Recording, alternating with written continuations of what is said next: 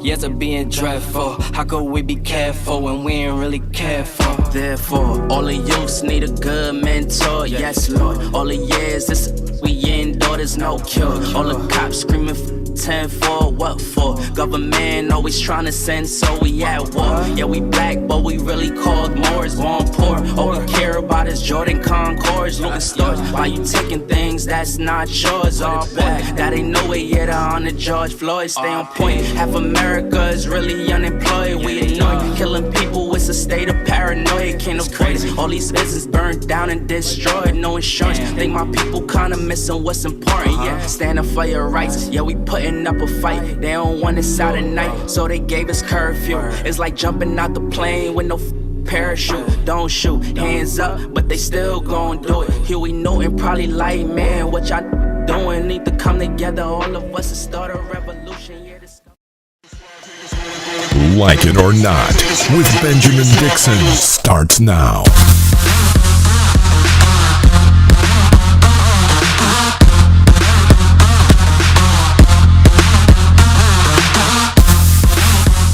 Good morning, good morning, good morning, good morning. Hey, y'all. Good morning, everybody, and welcome to Like It or Not, where we're free to tell the truth and not care who doesn't like it. It is Wednesday, April 7th, 2021. Thanks so much for joining us. Salutations to everyone in the chat rooms across all the platforms. Be sure to hit the share, like, and subscribe button. Rebecca, James, how y'all doing this morning? Doing all right. Doing all right. It's a Wednesday. Doing pretty good. Can't complain, yeah, you know. Can't complain. Just another day's journey, and I'm glad about it. That kind of thing. Yeah. And I'm glad about it. I had to try to pick it up in my ear, and the Lord gave it to me just now. Come on, sister. We took it way back. Listen, we're gonna jump right into today's episode because we're joined by Florida State Senator Shevrin Jones. He's been on the show several times as a friend of the show. Florida State Senator for District 35, founder of Lead Nation, a nonprofit dedicated to education, mentoring service, character, and public speaking for middle school and high school students. Senator Jones, thank you so much for joining us. How are you this morning? I'm doing good. It's good to see y'all again. Absolutely. And I wish we were here on, I mean, it's always a pleasure to have you here, but I asked you to come on this morning because all of us, everybody who's on the screen right now, we're all from the state of Florida. Yourself too. We're both from the district that now the late Congressman Alcee Hastings was the congressperson for. And we got news yesterday that he passed away. Senator Jones, could you just talk about Congressman Alcee Hastings? And because, I mean, I know you grew up in that district. Mm-hmm. Yeah, and Ben, I think you and I both know what Congressman Hastings meant to that area. I think all of us know, the entire state of Florida knew who he was, and we're definitely devastated by the news and the passing of Congressman Hastings. I mean, even as he battled his health, he continued to serve South Florida. I mean, in the vibrant community. With the same grace and same compassion and passion that he always have, and so it's a huge blow to our district and our community because Congressman Hastings had a very interesting way in how he spoke truth, to where even in him speaking truth, he was still able to maintain respect, and you don't see politics like that anymore. Right? Yeah. No. He was a pillar in that community for as long as I was in South Florida. I think I moved to South Florida back my freshman year in high school, and there he was. And my father, both of our fathers are pastors, or my father was a pastor, and connected. Alcee Hastings was connected to the community, and one of the things that I knew about him the best was he did not have any problems helping out new people. People who were new to the community, people who were new to politics. In fact, I was reading on your timeline yesterday. I did not know that he actually helped you and endorsed you in one of your first races. He did. When I first ran for county commission, because that's when I was just fed up with politics, and I said that I was going to run for somebody's office.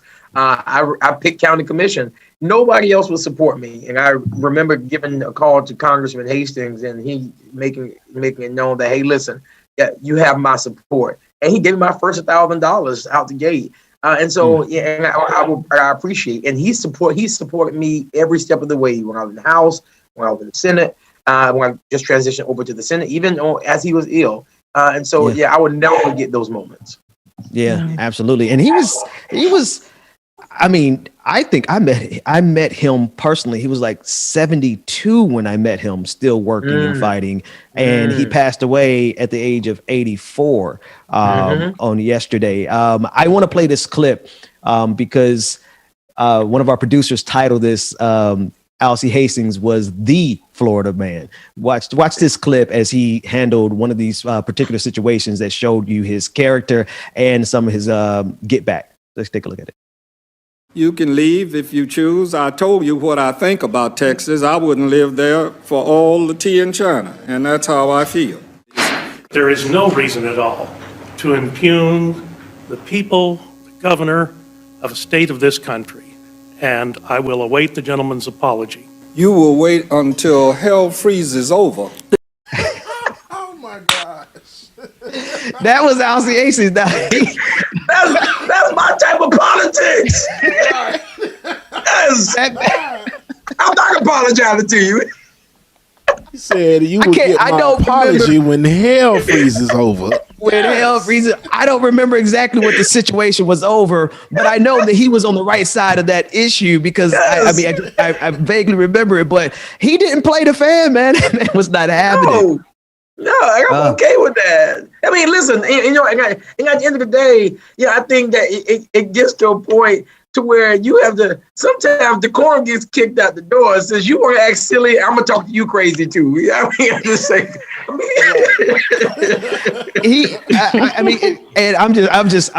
I love when I like to have the fond memories of individuals, and he was in Congress for some time. He was on he has a long history of his work and his efforts there, and I know that district is hurting this morning because of the loss, but he was a pillar. He was a pillar in the community, and I just want to know, like, from your perspective, what are the ways that you are going to remember Alcee Hastings? Well, you remember people like Alcee Hastings who spoke truth to power by holding people accountable. Yeah, I think even if he never said it out of his mouth, the Alcee was the epitome of, as long as I have a seat at this table, the seat won't be wasted. And that's who he was. And he represented his district as that. And so honoring him in that manner is extremely important, and continue to honor my district and to make sure people know that I represent them and their interests and not my interests, because that's who he was. And that's who we know him to be for all the years that we've known him. And so I think that's the best way to honor him. Absolutely. What are some of the things that you've taken from him that have inspired you and you've taken on in your own seat? And what are those things? Like, name 3 things that you've taken from watching and being inspired by Alcee Hastings. Yeah, being integral in the position, holding myself and the people who I sit at the table with accountable, and being honest about who I represent. Because I believe at the end of the day, we do, let me speak in I statements. I do myself a disservice when I do not represent the people who sent me to Tallahassee to represent them. And Alcee did that. And those would be my top 3 things, because that's exactly who he was, and that's how he represented. Yes. Yeah, that's how I'm going to remember him as well. He again, like, I can't stress enough, like, this is the district I grew up in, right? Right. And you grew up in the same district, and we were just like, not far from each other. We both were connected, not only through our fathers, but we also knew Alcee Hastings, and we also saw his work. And so it's just one of those figures that you kind of assume, like, you kind of don't really think about the fact that they're not going to be there one day. But, there's a lot of older leaders who have been in these seats and these positions, and now they're, Elijah Cummings. We lost Elijah Cummings last year, or about a year and a half ago. We lost John Lewis last year, and now Alcee Hastings. And so it does speak to now the need for the next generation to step up and to step in and to go even further I think one thing, and I would like for you to speak on this because we know you have work that you got to get to this morning. A lot of times there is a perceived struggle between generations. And sometimes it's not perceived. There is a struggle between generations, but it's also, I think we fail to realize that our parents want us to go further than they were able to carry the torch. They want us to, no good father, no good parent, no good mother would want you to take the torch and just stay in the same place that they were in. Could you just talk about like extending the legacy and pushing even further on policies that help the people? I appreciate that. I appreciate that how you shape that up, because you look at people like Alcee, like Elijah Cummings, like John Lewis, and you realize that these individuals have laid a lot of gems down for us to take, right? The Bible speaks about something that is very true, that, and I'm paraphrasing, but he says that once you get older and you've established something, you be careful, because a fool can come and destroy it all. And I think that what we have to be careful of in this generation, and what we don't do enough of, we don't listen. And listening will get us much further than us talking, because I believe that our ancestors who have gone before us have given us the tools that we need to go on, but we think we have to stand in our own strength and our own power, and that's the way we make it. When that's not it. Taking those gems, like the question was asked, like what gems would you take from Alcee? Those are the type of things that moves us on. Now, here's the thing: realizing that times have changed. Sometimes you have to do things different. It be done with a twist in this new age and this new generation. But the concept and how the foundation was laid has already been there. You ain't got to go next door to build nothing else. It's already built. Hang it over, do it to make it look better, and just remodel it. That's all we got to do. And I think that's what this generation we have to begin doing. We got to begin moving in a direction of hearing more, listening out for what our ancestors have laid down for us. And I'll end with this: as everybody starts saying who they about to run and this person about to take over this seat, I would say that you better figure out what the interests of the people are, because it's a totally different time. The people are no longer elected old politics. Come on. That's it. The people are no longer electing old politics. State Senator Shevrin Jones, thank you so much for Florida jumping in. A&M Rattler. Oh, Lord. I knew, I just had to make sure he was almost. Ben been we almost a lot made it lately. I had to make sure I we almost made it, like for real. We almost made it through. It's four of us on here. Two of us represent something real true. Okay. And I see it. I'm right here with you, brother. I'm right here with you. Okay. Oh, that damn strike. Ben, don't let the devil use you this morning. Okay. Come on. It's too late, Senator Shevrin. I let the devil use me every morning. What are you talking about? Here. We here, baby. We are in the house.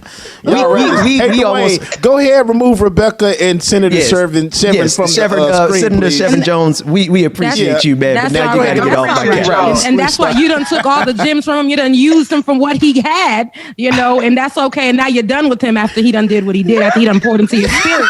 That's what happens. That's exactly what happens. We can't even have a dignified moment on this show. Thanks a lot, Rebecca. You were looking at Rebecca. I love you, Rebecca. You already know that, sis. We good. I know that. It's in the blood, that orange and green. You already know. That ain't nothing to brag about. You need to go to get the doctor to check that out. You go and be great. Like for real. It sound like that's not right. I tell you what. Let's do it like this, James. Take us to a quick break. When we come back, we have a lot more news and politics. Senator Jones, thank you so much for joining us this morning. Thank y'all. I appreciate it.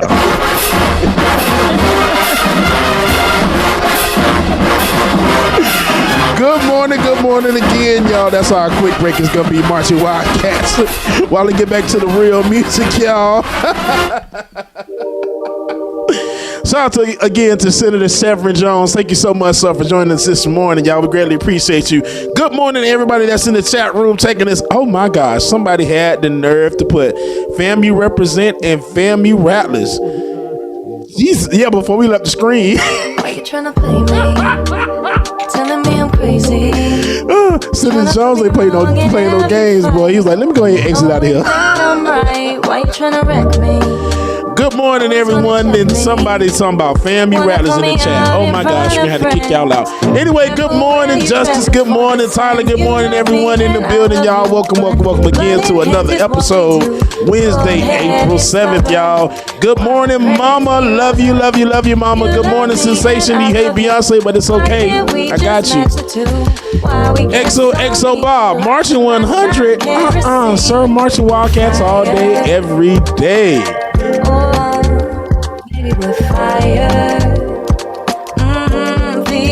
Chuck Diesel, good morning.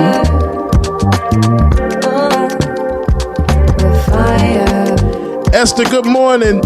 Martha, good morning. It get a 9. You love the family.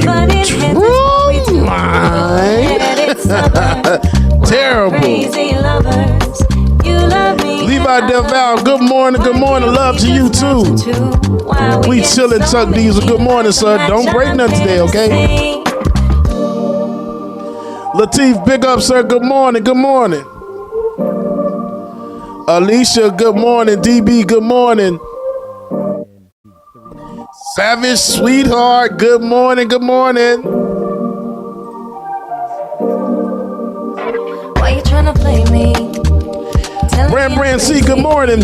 And make sure that y'all stay tuned. Next break, we're going to read off the new list of patrons that we have. Make sure that you stay tuned. Next break, going to read off a couple of new patrons that we have, y'all. So make sure that you stay tuned.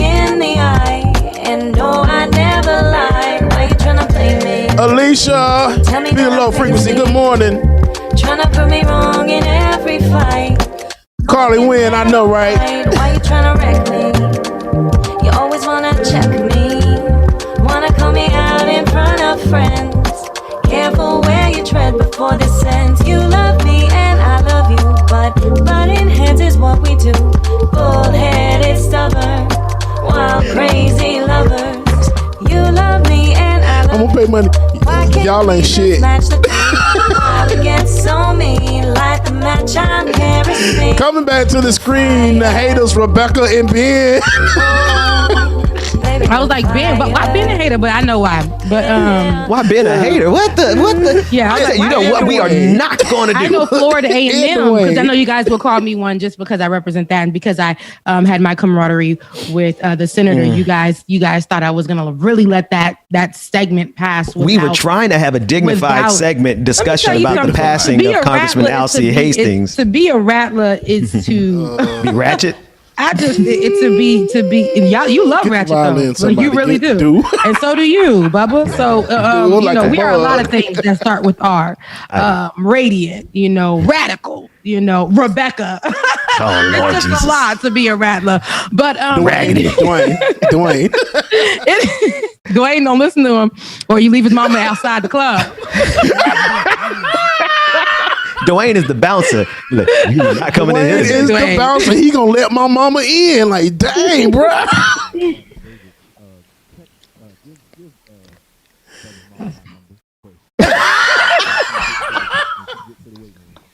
I hope the audience. I never know when the audience can hear you or not.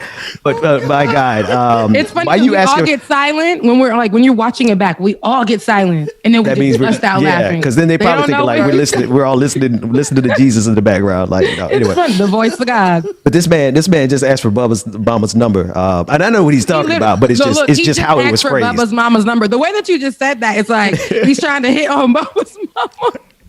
Mom, you need to.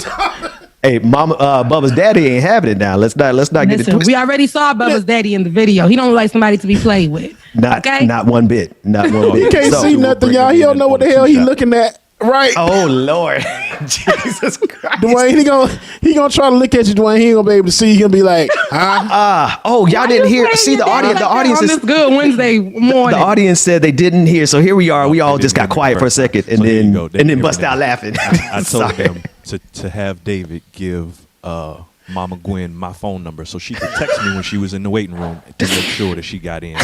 during that. And so for everybody who doesn't have any idea what we're talking about, in the bonus show, in the after party, we take live callers. Like, you could join in the conversation. You can zoom in and do a video conversation with us, or you could just call in and do a call for us. And yesterday, Mama Gwen said that she was coming in to talk about Bubba. Bubba said no, she can't get in. So that's the back. Mama said she was gonna pull up today. Mama, pull up! I dare you, Mama. Get in this chat room if you want to. She got you. VIP. They got the hookah ready. She's vaccinated. We're talking about vaccinated fun, baby. Like both, like fully vaccinated too. They ready.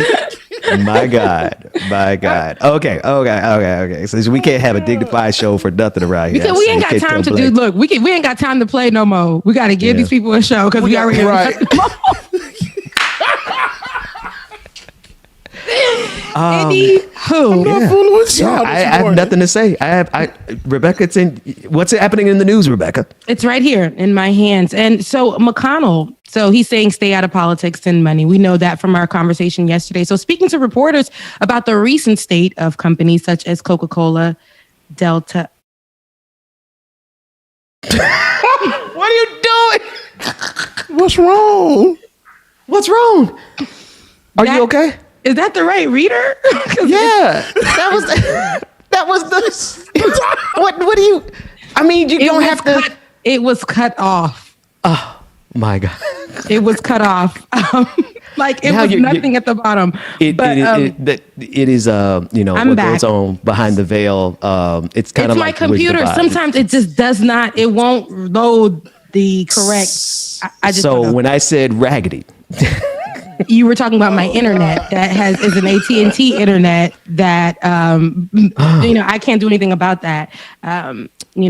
Is it all there now? Can you see it all now? So speaking to reporters about the recent state of companies such as Coca-Cola, Delta, and Major League Baseball who have voiced concerns over Georgia's recently passed voter suppression law, McConnell had this to say, quote, "My warning to corporate America is to stay out of politics." Let's take a listen in. Republicans buy stock and fly on planes and drink Coca-Cola too. So what I'm saying here is I think this is quite stupid to jump in the middle of a highly controversial issue, particularly when they got their facts wrong. I'm not talking about political contributions. Most of them contribute to both sides. They have political action committees. That's fine. It's legal. It's appropriate. I support that. Why does it just seem like he's missing every single, it goes low from the top. Everything is gone. The problem. He reminds me of a character from a movie. Actually, it's not a character from a movie, and I'm not going to say it because that man has passed. Jesus, a character from a movie. No, you gotta say it though. I'm not. No. No, I'm not gonna go there because you got to at least put it in the Slack. You got to put it in the Slack because once I remember who he is. You got to put it in the Slack. But no.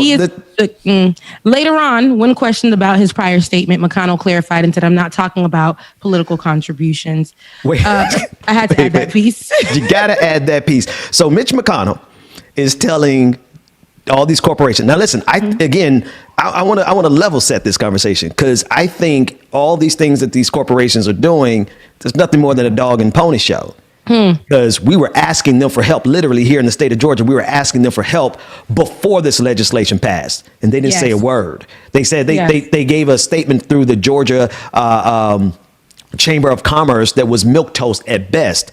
And then after the legislation was signed into law, now they have something to say. So to a certain degree, Coca-Cola and all these other Delta Airlines, y'all can kick bricks because you didn't stand up when we needed you to stand up. And now you want all the notoriety standing up against something that you allowed to happen in the first place.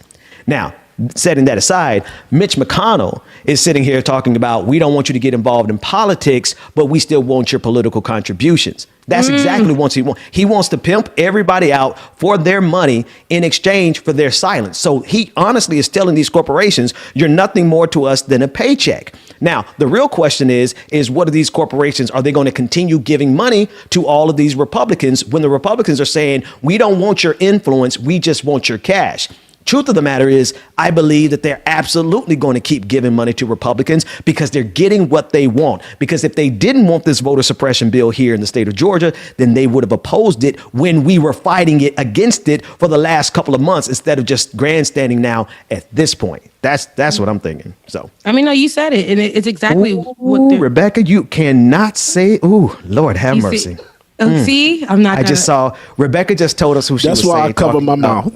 That's why I cover my mouth, dude. But you guys know who I'm talking about, though. Oh. But am I wrong? Like I'm not saying you're gonna be. They remind you of each other. They remind us of each other. We're gonna have to make up somebody else to fill in that gap. My God, Rebecca, you're ruthless. I didn't. Yeah, I'm sorry. I hate to even do this to the audience. We're not saying it to the audience. That's why I said no. But that's what Mitch McConnell reminds. I'm sorry, not to be offensive, but we're gonna find somebody else. Reminds me. We're gonna make up somebody to fill in for the audience. I can't think of anybody right now, but we'll think of somebody. Go ahead, Rebecca. So anyway, yeah, back to the point in hand. This is all just a dog and pony show. This doesn't mean nothing. It's all kabuki theater. They're just grandstanding for each other, but they know at the end of the day, Delta Airlines is still going to run them that money. Coca-Cola is still going to run them that money because the most important thing to them is to not pay corporate taxes. And they know the Republican Party is the party that's going to minimize, if not just completely do away with all corporate taxes. So they've got no problem. They're not even bothered by the fact that Mitch McConnell just said that to them because they know at the end of the day, Mitch McConnell is going to ultimately give them what they want. These corporations are not here to help the people. They're here to get money from the people. And so no matter what Mitch McConnell says, they're going to keep paying the Republican Party because that's what the Republican Party is here for too. Now, dang, Ben, like you don't want me to talk at all. I was actually talking until y'all cut me off and told me about the thing that I put into the whatever. But it was me that was talking at that moment. But y'all need to worry about Dwayne in the chat room. I'm telling you, I'm not even looking because I want no parts of it. I'm trying to save you from being canceled, Rebecca. Go ahead. No, I didn't even bring it up. You guys did. And then it's you being messy. This is how instigators be. They be like, just put it in the chat. Just put it in Slack. It's going to be with us. It's going to be all in the chat. I don't even want to say what Rebecca said in the Slack. And you know the comment section. You know they're going to be like, yo, like, what's up? I want to know what he's talking about. It's so bad, we can't even say it in the after show. Oh, my God. I don't think so either. And I mean, maybe it wasn't as bad as I don't know. No, it's bad. It's bad. Rebecca, what else is happening in the news? Okay. So, listen. So, instead of responding to criticisms of Georgia's voter suppression law in good faith, Republicans have been trotting out a new talking point that the voting laws in Colorado where Major League Baseball decided to relocate their All-Star game. How many times? Because we know this. They relocated the game. Are pretty much the same as the laws in Georgia. They're protesting. Peter Doocey, Fox News. The last name kills me because it looks like Doocey. It's giving Doocey. I was thinking Peter Doocey. You're saying Peter Doocey was giving me Dookie. Peter Doocey, a Fox News reporter, took his talking point to Jen Psaki, White House press secretary. Let's take a look and see how she responded because you know she be lying. Is the White House concerned that Major League Baseball is moving their All-Star game to Colorado, where voting regulations are very similar to Georgia? Well, let me just refute the first point you made. First, let me say, on Colorado, Colorado allows you to register on Election Day. Colorado has voting by mail, where they send to 100% of people in the state who are eligible applications to vote by mail. 94% of people in Colorado voted by mail in the 2020 election. And they also allow for a range of materials to provide, even if they vote on Election Day, for the limited number of people who vote on Election Day. I think it's important to remember the context here. The Georgia legislation is built on a lie. There was no widespread fraud in the 2020 election. Georgia's top Republican election officials have acknowledged that repeatedly in interviews. And what there was, however, was record-setting turnout, especially by voters of color. So Instead, what we're seeing here is for politicians who didn't like the outcome, they're not changing their policies to win more votes. They're changing the rules to exclude more voters. And we certainly see the circumstances as different. But ultimately, sorry, let me add one more thing. It's up to Major League Baseball to determine where they're holding their All-Star game. Okay. It's always different when it's in the White House. It's always different when you hold that press secretary position. But Daniel Dale, a CNN reporter, also went into the specifics of how drastically Colorado's voting laws differ from Georgia's. Here's just one of his tweets debunking this false narrative. He said, one more thing, Georgia's minimum boxes per county is 1. Above that, it's optional, and there's a strict max. Colorado's minimum boxes for big counties is 1 per 12,500 active voters. That means Denver has a minimum of 35 boxes. Atlanta's Fulton County, with 250,000 more people, has a max of 8. Wow. That's really stupid. Wow. So the drop boxes, I didn't know it was that wildly different. And the fact that they are actually so Peter Doocey is from Fox News, right? Mm-hmm. And he's trying to use this moment as a moment to grandstand and make his career. And he's building that on exactly what Jen Psaki said. It's a lie. It is absolutely a lie that there was any widespread voter fraud. In fact, some of the times we saw voter fraud was from Republicans, right? The few instances that we've seen actual cases of voter fraud, it was Republicans. They did a whole, Trump did this whole thing about saying that we were voter suppression on their side. Remember, we went through trials. We went to the Supreme Court. Yeah. And it was but it's y'all though. How y'all really gonna flip it? Everything.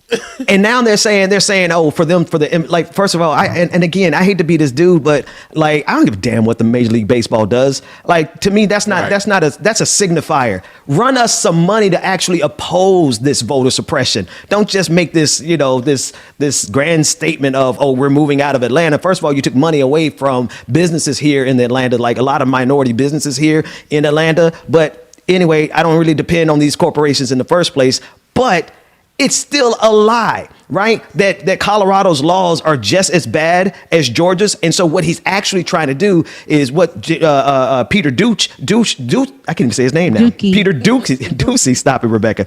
What he's trying to do is insert into the national conversation that there's nothing wrong with Georgia's voter suppression laws because, look, it's the exact same as what's happening in Colorado. Mm-hmm. And that's outright a lie. What's happening in Georgia is nothing less than Jim Crow. It is absolutely the only thing they could do more is to have people pay a poll tax, right? And they are having us pay a poll tax in the amount of time that it takes. It costs people money. The amount of time that it takes to sit in line for 5 and 6 hours, and not to mention now it's illegal for people to give people waiting in line for 5 or 6 hours food or water. This is nothing short of Jim Crow, but they're trying to make it seem as though it's all the same. There's nothing wrong. There's nothing wrong happening in the state of Georgia because everybody's doing it, and that's a damn lie. And yeah, it is a lie, but I think people will be inspired by it. They'll be like, Georgia's doing this? Let's go on ahead. You know how the states do. They see one state doing it, and they start opening up. And everybody else try to jump in on it. They start dusting off their hoods too. And they'll be like, let's go ahead and start this up. Other states are doing it. The other southern states are doing it. Let's go ahead and take it over here. That's what they do, right?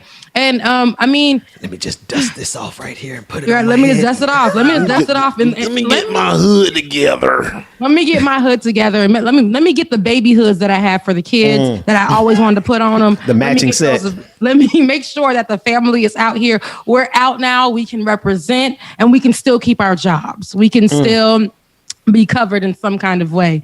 If I go to jail, I know my kids in somewhat way will be fine because there'll be somebody down the line that assists them because that's how strong they're coming together. Speaking of that, they actually found, I was reading this just about maybe 2 days ago. They actually found some flyers from a white lives Matter rally that was supposed to happen, a KKK rally that was supposed to happen. And they found them. People were literally posting them up and gathering their white family and friends so that they can, and this was recent, maybe a few days ago, so that they can bring their allies together for whatever's going to happen when it happens. Yeah. I'm sorry. I want to just give one more piece of context to this. You have a better chance of getting struck by lightning twice than you do finding a case of voter fraud. They searched, I believe it was like hundreds of millions of ballots. I don't want to say a billion, but for some reason, I believe it was a billion ballots that they've searched over the last decades. And when the final total tally of voter suppression came in, or not voter suppression, rather, but voter fraud that Republicans are trying to make everyone afraid of, the stats are equivalent to you getting struck by lightning twice. And yet the state of Georgia, and like Rebecca, you're saying, it is spreading across the country. They're dusting off their hoods. They are trying to make it seem like it is such a problem that we have to go all out, full-throated voter suppression. And it's the biggest lie that's been told in a very long time. I'm sorry, Rebecca. And I feel like it's also in another breath, like them trying to make it seem like this is some form of like everybody's doing it. It's normal. Like that too. So it's like, I mean, don't get mad at us over here. Everybody's doing it. It's normal. It's happening everywhere. Right. And what I'm thinking is they try to make that rhetoric so that when it does, or if it does start to happen, it's like, we already said it was happening. Like we already said that this was what it was. Right. Be prepared for it, or this has been happening. You guys are just now noticing. And they try to confuse us, but that's why it's very important that we fight it here, especially while the limelight is on Georgia. We showcase everything that they're doing and how it's just how voter suppression is something imaginary when it comes to us, like Black folks really out here voting. How we have been the ones where this system or this whole idea of voter suppression was created so that we wouldn't vote. And then you guys are now taking that same thing because that's what y'all do. Y'all steal our music. Y'all try to steal our foods, but the ancestors won't let y'all. Y'all try a lot of things. And then this is the thing that you guys want to flip and say, hey, voter suppression against us, white folks. So we need to and they'll take the most simplest thing, like feeding folks, moving ballot boxes. Do you know that people will walk to go find it? We will make it a party. We will make it a block party to go find that ballot box. We will no matter what you guys do, we are going to figure it out.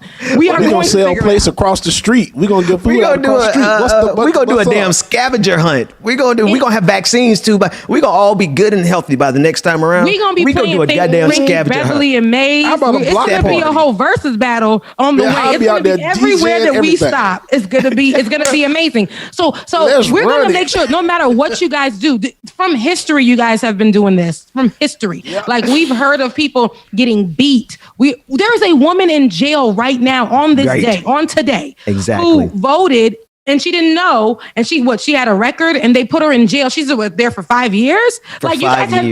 You guys have been doing this forever systemically. So no matter what you guys do, we will highlight it, especially in this time. We will continue to highlight what you guys are doing. But if you think that we're not going to fight this and we're still not going to represent where we can and continue to vote, period. Like, get out of here. I'm tired of having to overcome, but we will.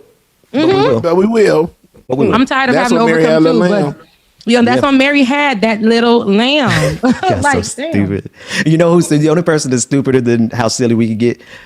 Did y'all see the Donald Trump conversation on this? Because he jumped into of course he jumped into this conversation. You know I ain't see it because he been muted.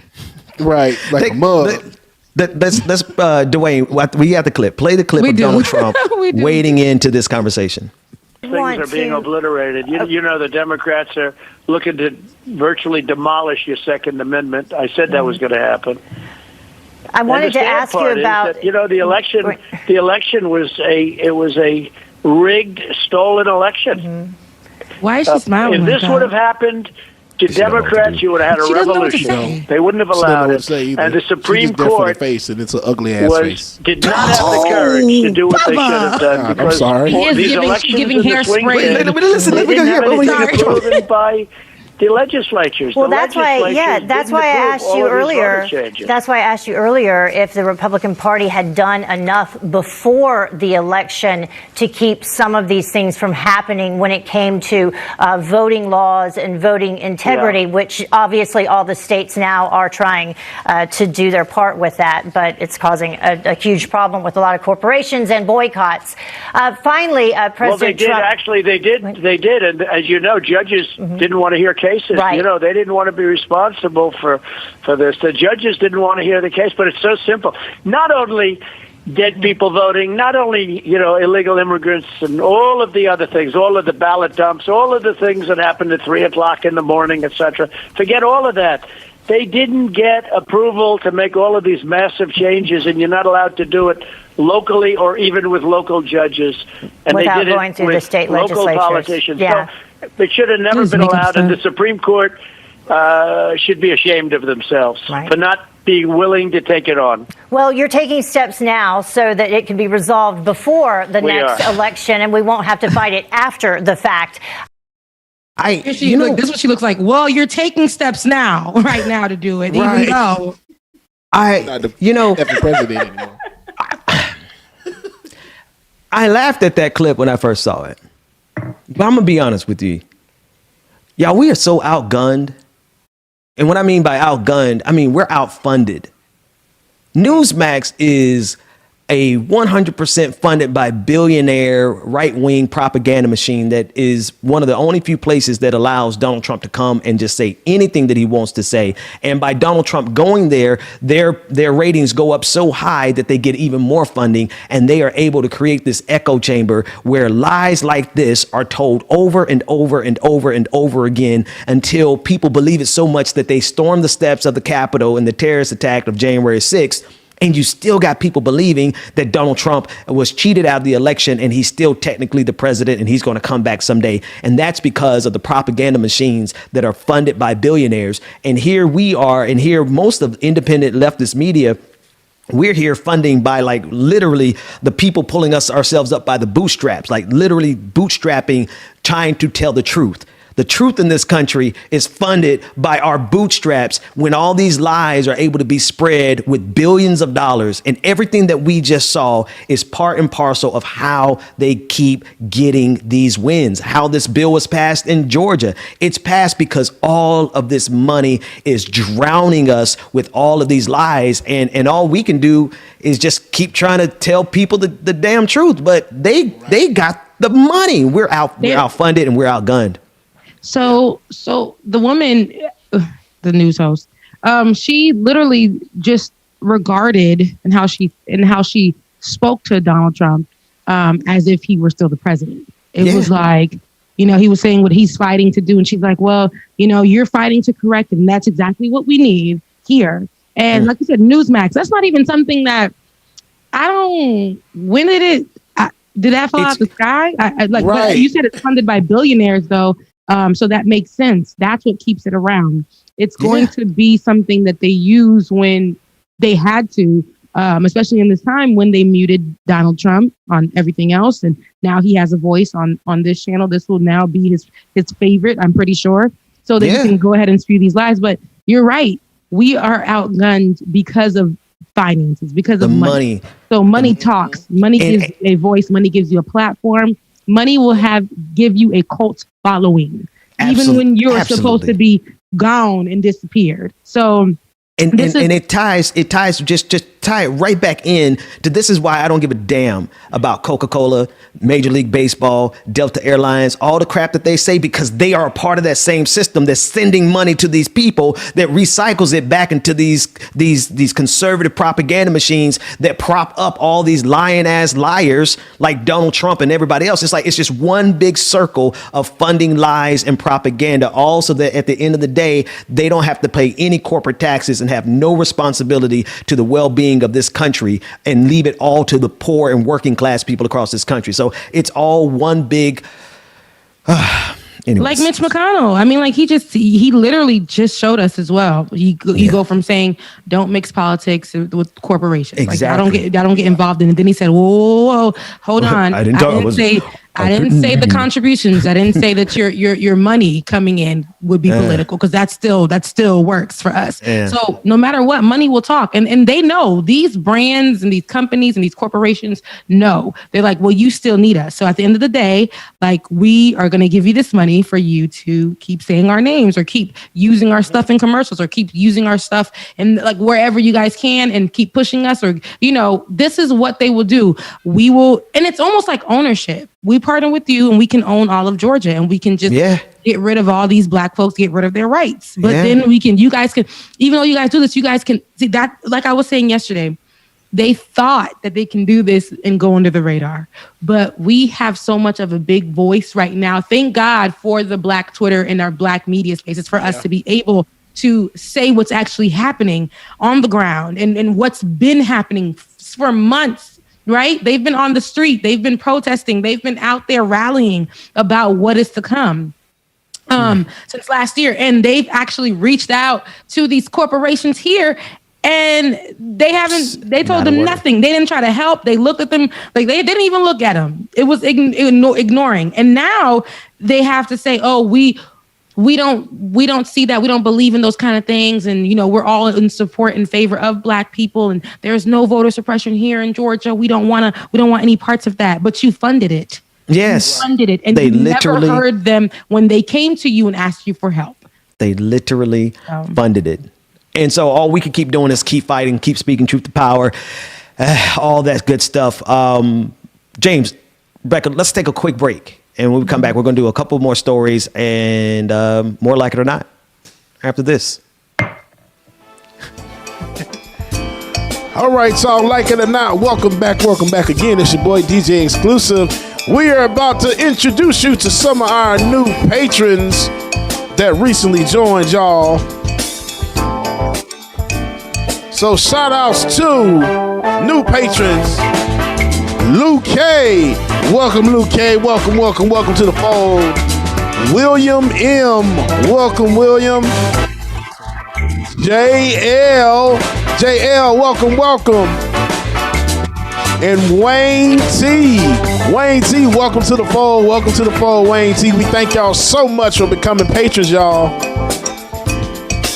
And shout out to Third Sage for your super chat. No comment, but thank you for your super chat. And Mama Gwen said, she sent a super chat and said she loves everyone, and that's all she's gonna get. I love you, Mama.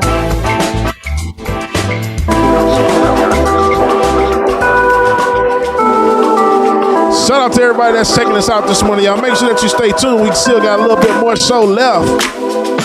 Shout out to Nat A, Nat M. Good morning, my Nat. Susan, good morning. It's Truth the Dragon. I do what I can. Fairy Girl, missed you too. Good morning. So all you lucky ones, what up? You're always on the run, what up? I mean, don't get me wrong, but what up? Or was I not the one you? Oh, Chuck Diesel. Chuck Diesel.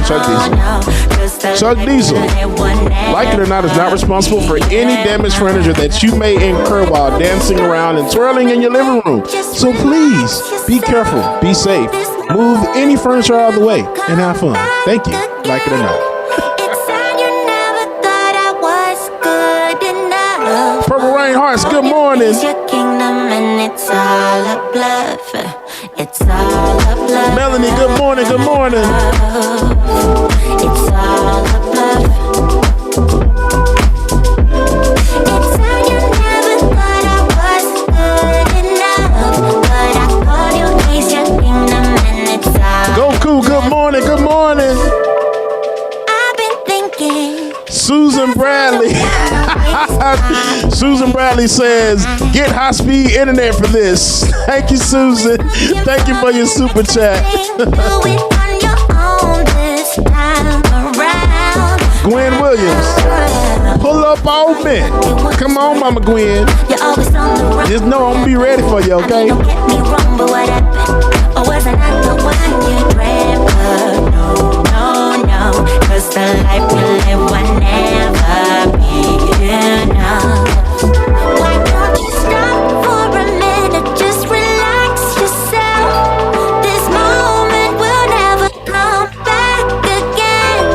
It's sad you never thought I was good. Yeah, I can't stand Rebecca. I called you Ace your kingdom, and it's all. Shout out to Latif. Latif, thank you for your super chat. Keep us grooving. Thanks, Bubba. Peace and love, fam. Thank you, Latif, brother. I appreciate it. No, I'm not Rebecca. I can't stand you, though.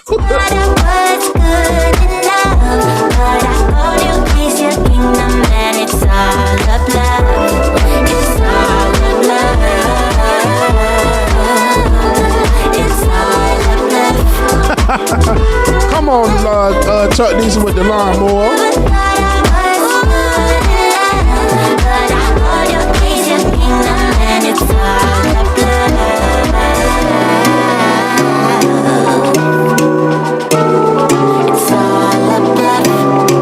Melanie, good morning, good morning. Just give it up.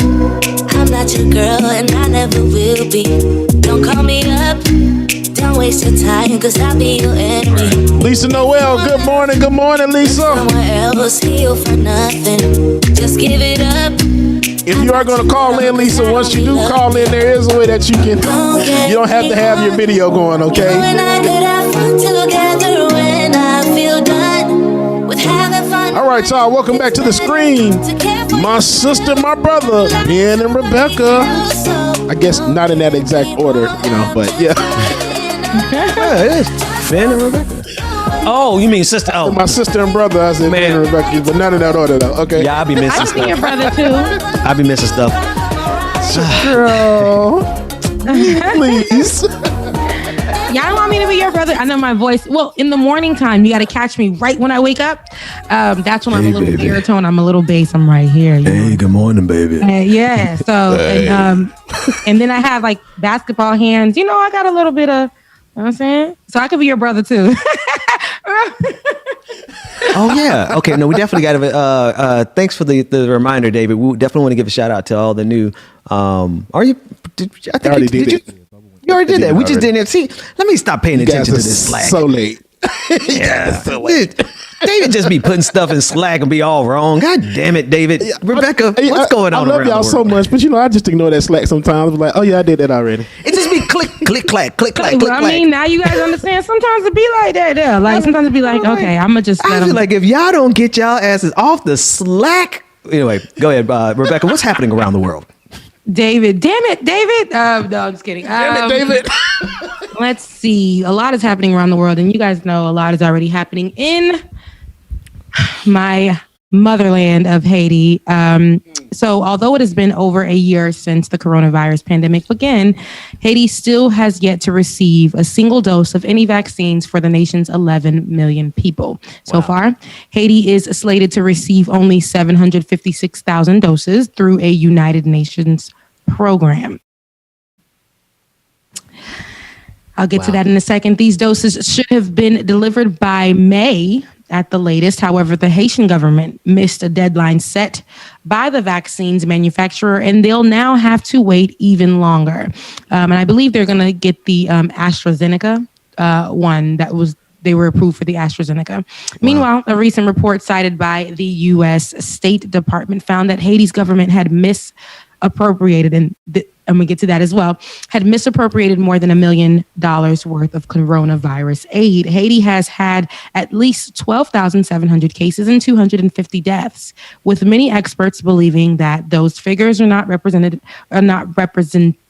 of how widespread COVID is in Haiti. Ongoing protests, a spike in kidnappings and mass gang violence, besides just the lack of available vaccines, have left many Haitians wondering how any vaccines will be administered in the coming months, even years. So I just want to start off with the fact that Haiti has still yet to receive any vaccines for the people. So that's crazy. Yeah. So they're only set to receive 756,000, right? And that's through a United Nations program. For 11 million people. For 11 million people. And I just discussed how the U.S. has been putting their hands, feet, whole body into the business of Haiti. And more recently, we were promised by Joe Biden. Haiti was promised by Joe Biden that assistance would come, help would come once he got into the White House, but nothing but more turmoil has come. So they've had to take it to the streets themselves to look for their own freedom. And, Haiti's known for it. It seems like it's just a lot happening here, but I don't like the way they try to frame these conversations. Like here, what I'm reading now is something that's from the AP news. And what's happening is, I love that they're pointing this out, that only 756,000 doses were approved through the United Nations program. And I believe, again, that's the AstraZeneca. I hope I'm saying that correctly, but that vaccine. And but they had to come in and say that Haiti's government had misappropriated more than $1 million worth of the coronavirus aid. So they had to point that out. And I feel like when they point that out, it's kind of like, it's not our fault. It's nothing in the fault of the U.S. It's like, this is why they can't get it. This is why they can't get it, because they have all this going on. But it's just one of those things that they have to make excuses for why Haiti can't get assistance once again. Now, so many things have been happening in Haiti during this time. Yes, it has been the protests and the kidnappings and things like that, which is another issue in itself, which literally I believe is assisting in the spikes of coronavirus, people getting coronavirus. And I definitely understand that. People are fighting for their lives right now in many different ways. But there's so much more going on. I feel like there's still people that are getting sent out there for a while from America and stuff like that, where they're finding ways to set up concerts and be okay and go there, get their money and leave. So I believe that in some places, in some ways, to me, it's just an easy way, an easy cop out to say Haiti is in this condition. So this is why we're just sending them $756,000. And this is it. The UN is going to be their only help. And we're giving them help. They doing all this in the country. And so we can't really give them any assistance. And that's how I see it. Yeah. Sorry, go ahead. Go ahead, James. I was going to wonder, I'm wondering, what are the numbers like in the Dominican Republic? I know that they're neighboring areas. So how many vaccine doses have they received, and what kind of aid are they receiving versus what Haiti is? Because, it always looks like Haiti is always getting the short end of the stick for several years. And you never seen from Dominican Republic. And that's that's always been something that I've always noticed. And it really makes no sense. Here's the other thing. Here's the other thing, though. Like, I like the way, and by I mean I'm being sarcastic as hell, that they're blaming the misappropriation of funds as a reason to justify, I guess, them not getting the vaccines yet, or the limited amount of vaccines that they're going to get, because 756,000 for 11 million people, you're not even really trying. And I'm not talking to Haiti. I'm talking about to the UN. I'm talking about to the global community. And I'm specifically talking about the United States of America, because how is it that the United States is backing this current government that did the misappropriation? When the current government is the government that the people of Haiti is saying they got to go. And now they're blaming this misappropriation on the fact that they're not going to get all these vaccines. Like, you see the game that's being played? It's like, if y'all have a problem with the misappropriation, then stop backing the leadership that's misappropriating the funds and help the people. Does that make sense? That makes all the sense, and that's what I'm saying. The way that they're framing it. So they started off with the fact of the situation, and that's basically that they're not gonna they're not gonna get it. They haven't gotten it, and then also blame them because they under what's going on right now. You think these people are worried about sending the whatever paperwork needed to be sent at the time? They couldn't. I feel like they could not wait to not assist. So just because they didn't reach the deadline, they said they didn't reach a deadline, so they're supposed to get it in May. We haven't even reached May yet.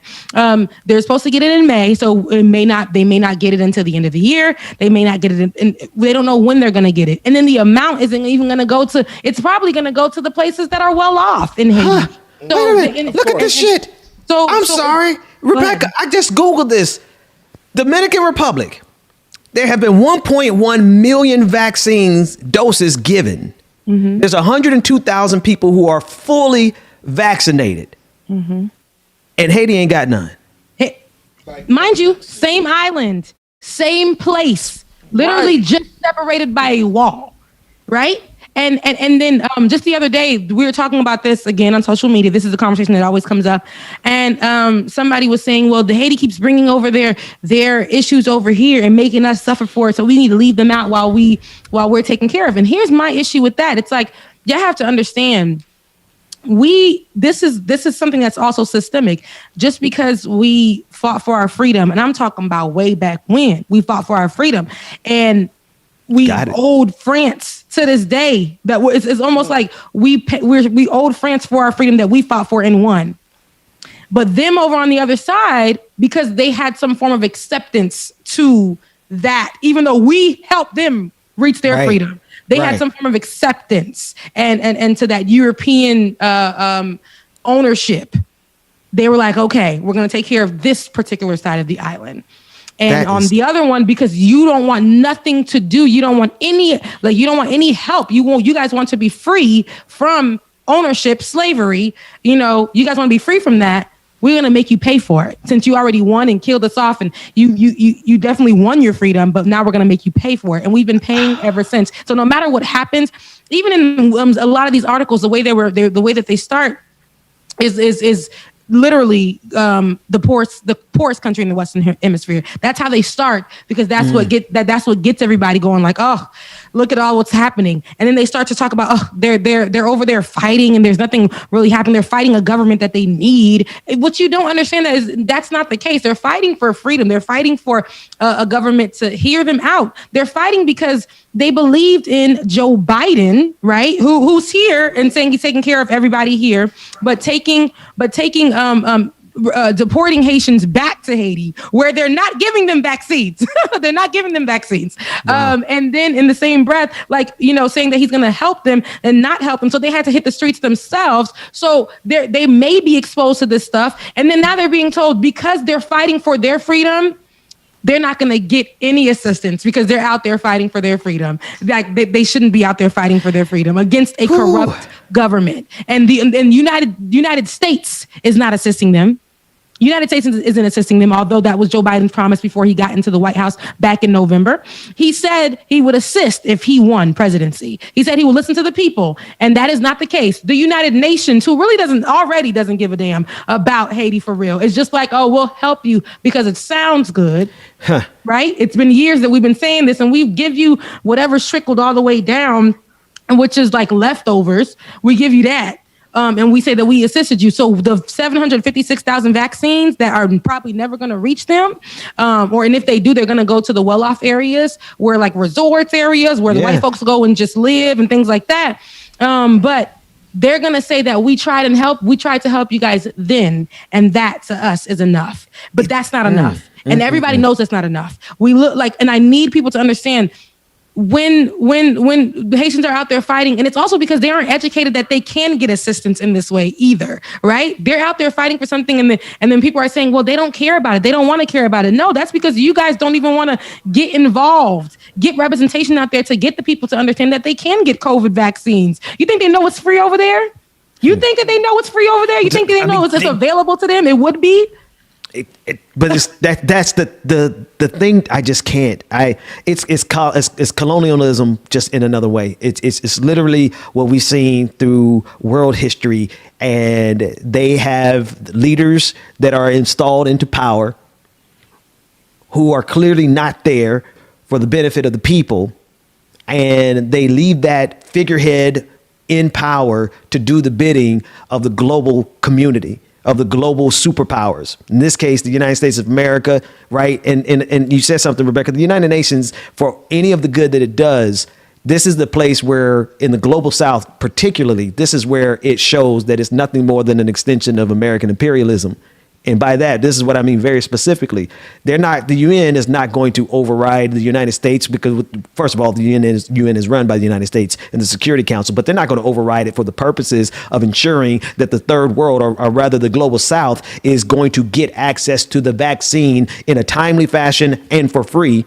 No, they are going to, the United States is hogging, and I don't want to necessarily be careful, but I want to just parse this carefully.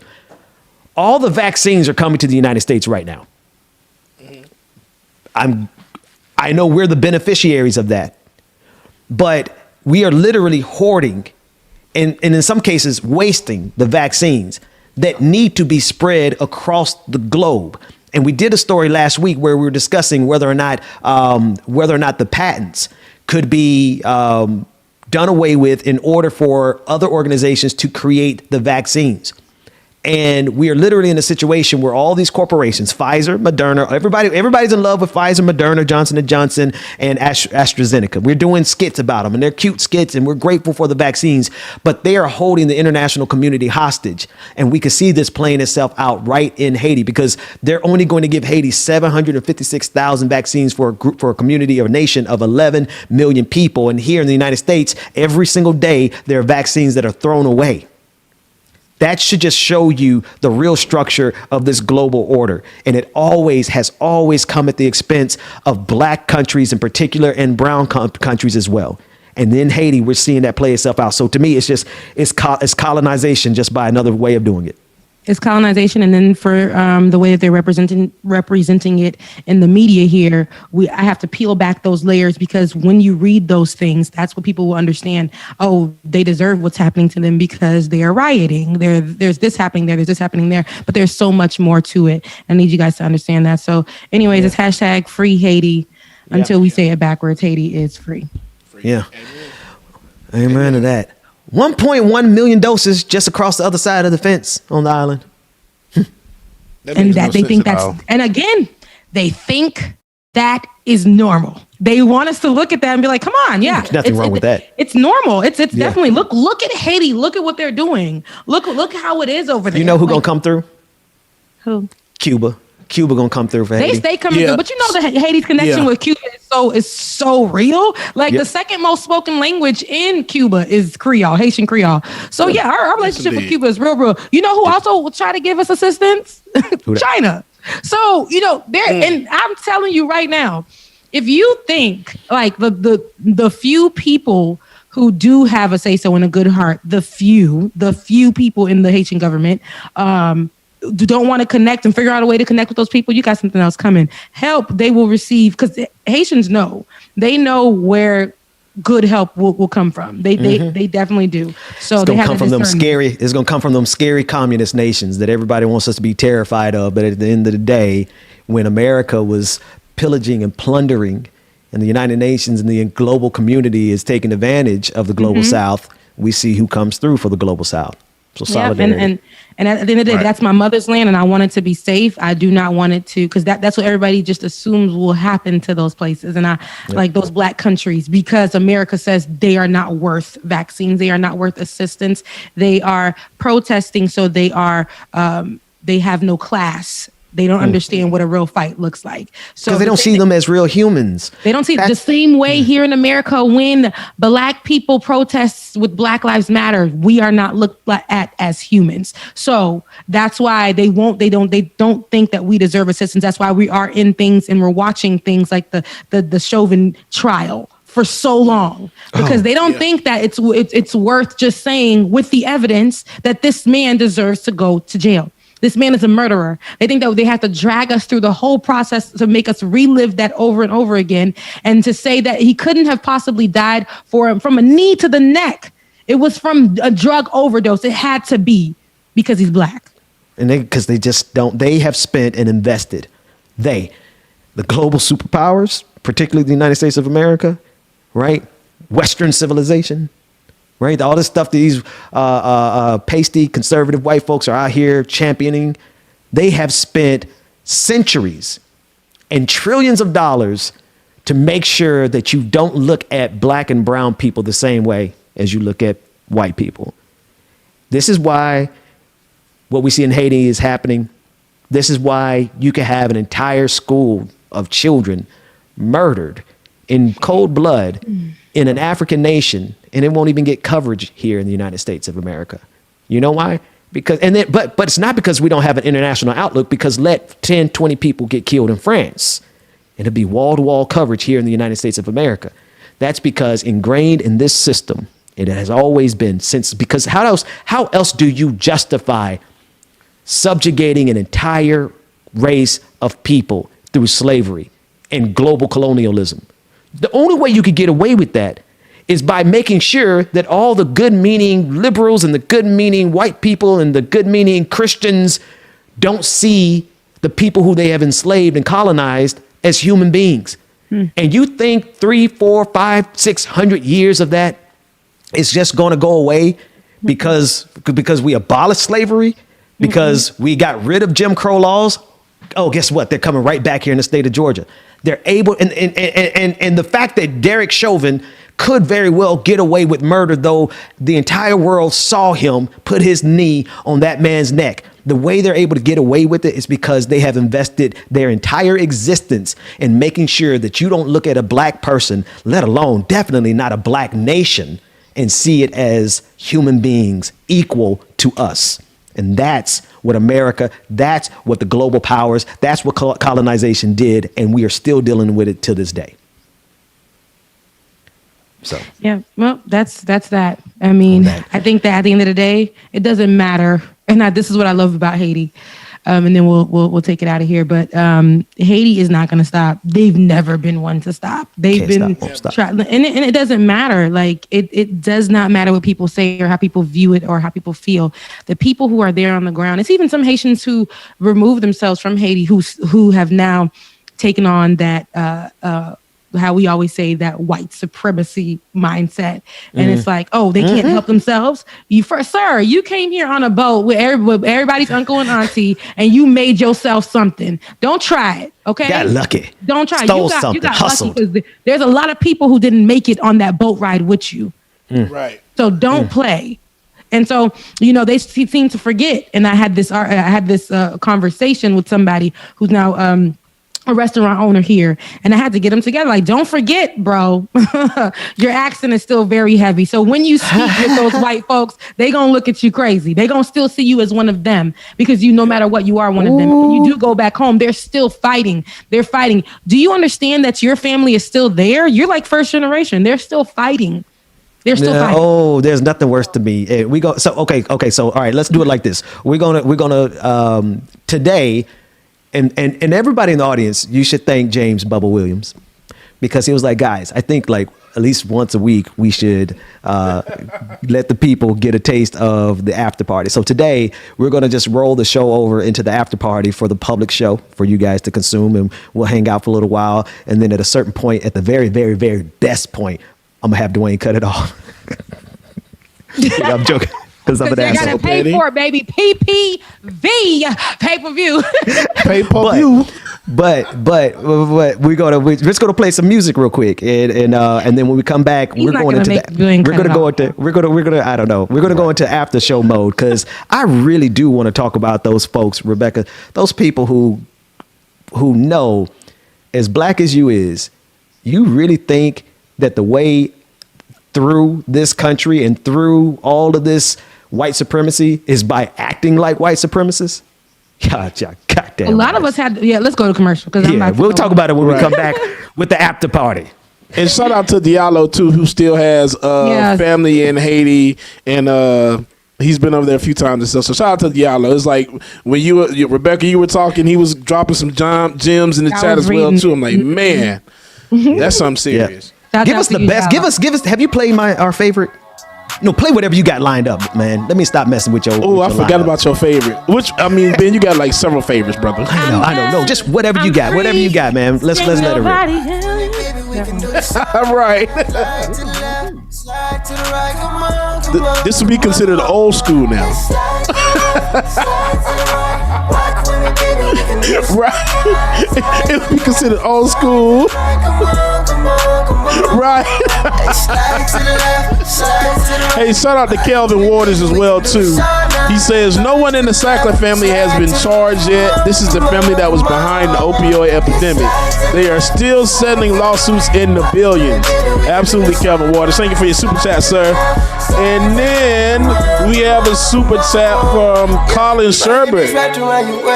You asked why I throw you under the bus? Thank you for your super chat, sir.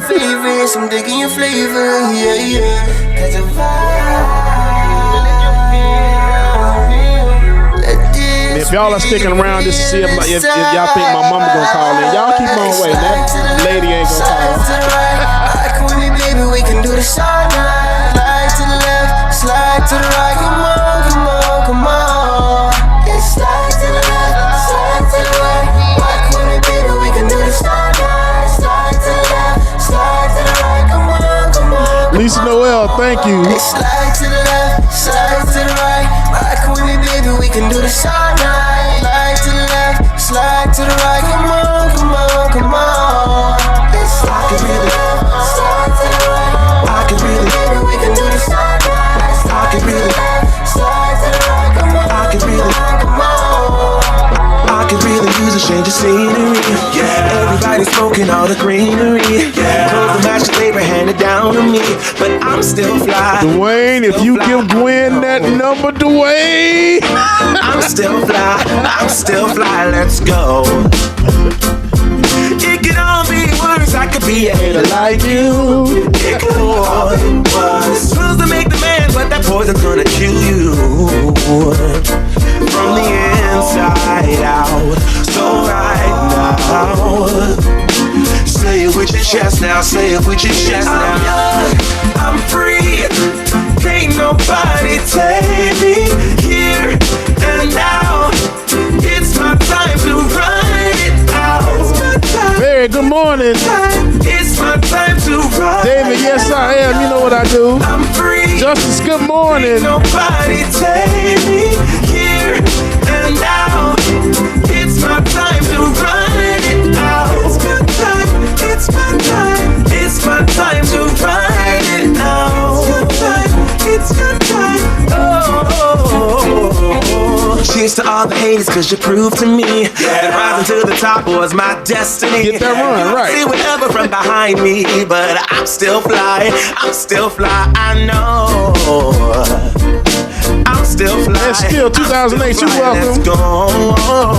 It's true, Drag, you right. If you like DJ exclusive, go ahead and hit that like button. If you like it even better, you can go ahead and send a tip in. I'm at IJS. Tip the DJ, DJ X3C, Venmo, Cash App, and PayPal.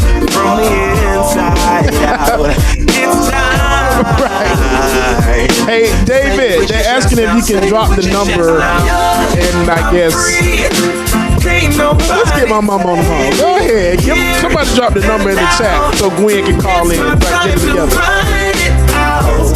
Oh God! It's my time to ride. I'm young, I'm free. Wait a minute, I feel like y'all are against me. Sandy, good morning. It's my time to run it out. It's my time. It's my time. It's my time to ride it out. It's my time. Oh. If you're on the bus, say yeah. Yeah. If you're on the train, say yeah. Yeah. If you gotta walk, say yeah. Sandy, thank you for your super chat. Sandy says you are amazing. Thank you, I appreciate that. You are too. Life has never really been fair. Yeah. So put your fist up in the air. Yeah. Say yeah. I'm young, I'm free. Can't nobody take me here and now. It's my time to run it out. It's my time. It's my time. It's my time to ride it. I'm young. Make sure that y'all go ahead and hit the like button, y'all. Share, hit the like button. Share, comment, subscribe, and all that good stuff, y'all. Look, I already did. I sent him a message yesterday. All right, y'all. Y'all ready for the after party, y'all? Welcome back. Are they ready? Are you guys ready? Oh yeah, Ben and Rebecca, they back there. I'm here. And ooh, she chewing. It's my time to shine it out. It's my time. It's my time to ride. James, you found that artist on social media? Yes, on Twitter. I found him. What's his name? Last night, Revel Day. And I think it's Revel Day Sings or something like that. Yes. Yes. I'm looking for him right now. Let me send this message because, and actually, If you go listen, new rule, Dwayne. New rule, Dwayne. Dwayne, you can't tell a joke unless you catch a microphone on. That, Ben, this is an old rule because you are like Dwayne. You have to. He never does. I be forgetting because the speaker's right here, and I don't be wanting to just turn it on and then have it echoing back. So I got. Yeah, man, you been having us looking like we off, like we've been smoking like something more. Leave it off, than because I don't want you leaving it on. And next thing you know, you just in the background saying stuff, and we're like, "Is he talking to us?" All right, so here's what we do in the after party. We literally do not care, and we have stories. We do cover the stories, but we also open up the phone lines. I'm posting a link in the YouTube chat now. It is a Zoom link, and you can jump in and join the conversation either by video or you can join the conversation by audio. We have enough producers on staff to make sure that anybody is come in doing something crazy, you won't make it to the air. there. But it's open, and we could talk about the politics of the day, everything that we talk about, or anything else. Rebecca, or actually, I should ask Dwayne. Do you have the clip of what was it? The French pronunciation, like we've been saying. Oh yes, the French. We've actually been saying his name totally wrong. I think this woman is going to give us a really good way to, because honestly, we've all been jacking it up, right, Ben? Like we've been saying Derek Chauvin, Derek Chauvin, Derek Chauvin. Rebecca, what happened to you? You just like you fell apart. What? When? There we go. Where was I? You were. It was on me the whole time. Oh, I get it. You let yourself go, Rebecca. I'm so used to it that I didn't. This fool said you let yourself go, Rebecca. Yeah, you better watch it, Rebecca. Mic is open now. Hey, Rebecca, you gained this weight over there, Rebecca. You like you forgot to wax. You forgot to wax your mustache over there, Rebecca. I said, what's happening? No, I don't wax my mustache. I get it lazy. Rebecca, that beard sure grow in, didn't it? You gotta put the wax on at night, Rebecca. I told you I could be your brother. So, but anyway, we've been saying his name totally wrong. You're right, Ben. We've been saying his name totally wrong, and I think that this woman is gonna definitely assist us in how to say it. Do we have that clip? We should. I hope we do. We set it up real nice. That clip was dropped yesterday night. Also, well, I don't see now when we need Dwayne to talk, he ain't talking. Dwayne, you can't leave us for dead. Dwayne. Oh, we got people calling in already, huh? Okay. This is how. That's why I can't. Oh, that's why I can't hear Dwayne. Okay. I've noticed that many people are mispronouncing this man's name. It's French. It's pronounced murderer. Murderer. Do you understand, you guys? Derek Chauvin's last name it's French. It is. It's murderer. Wait, I didn't know she had a southern accent. She was like, it's French. Yeah. Murderer. Yeah. Honestly, I thought it was going to be like, I thought we were going to have to clown her, right? Because I'm like, I know she's not, who cares how to pronounce this man's last name? Nobody give a damn how it's Chauvin. I thought she was going to like, I thought it was supposed to be like Chauvin. And she was like, no. Chauvin. Who cares? Chauvin.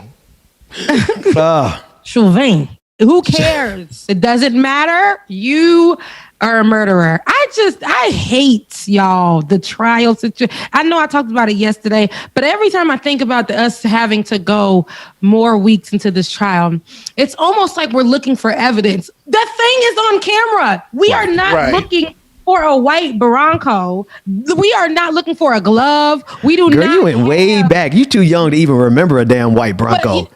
We're not looking for any of that, though. We have evidence. There's no way that we can plead insanity in any of this for the cop. We watched this. We watched him, and we watched his knee on his neck when people were saying, get off. And poor Georgia Ford, who has to, no, actually, thank you for doing what you do. I love that you're right there. You're in the middle of it, and you're getting the exclusives.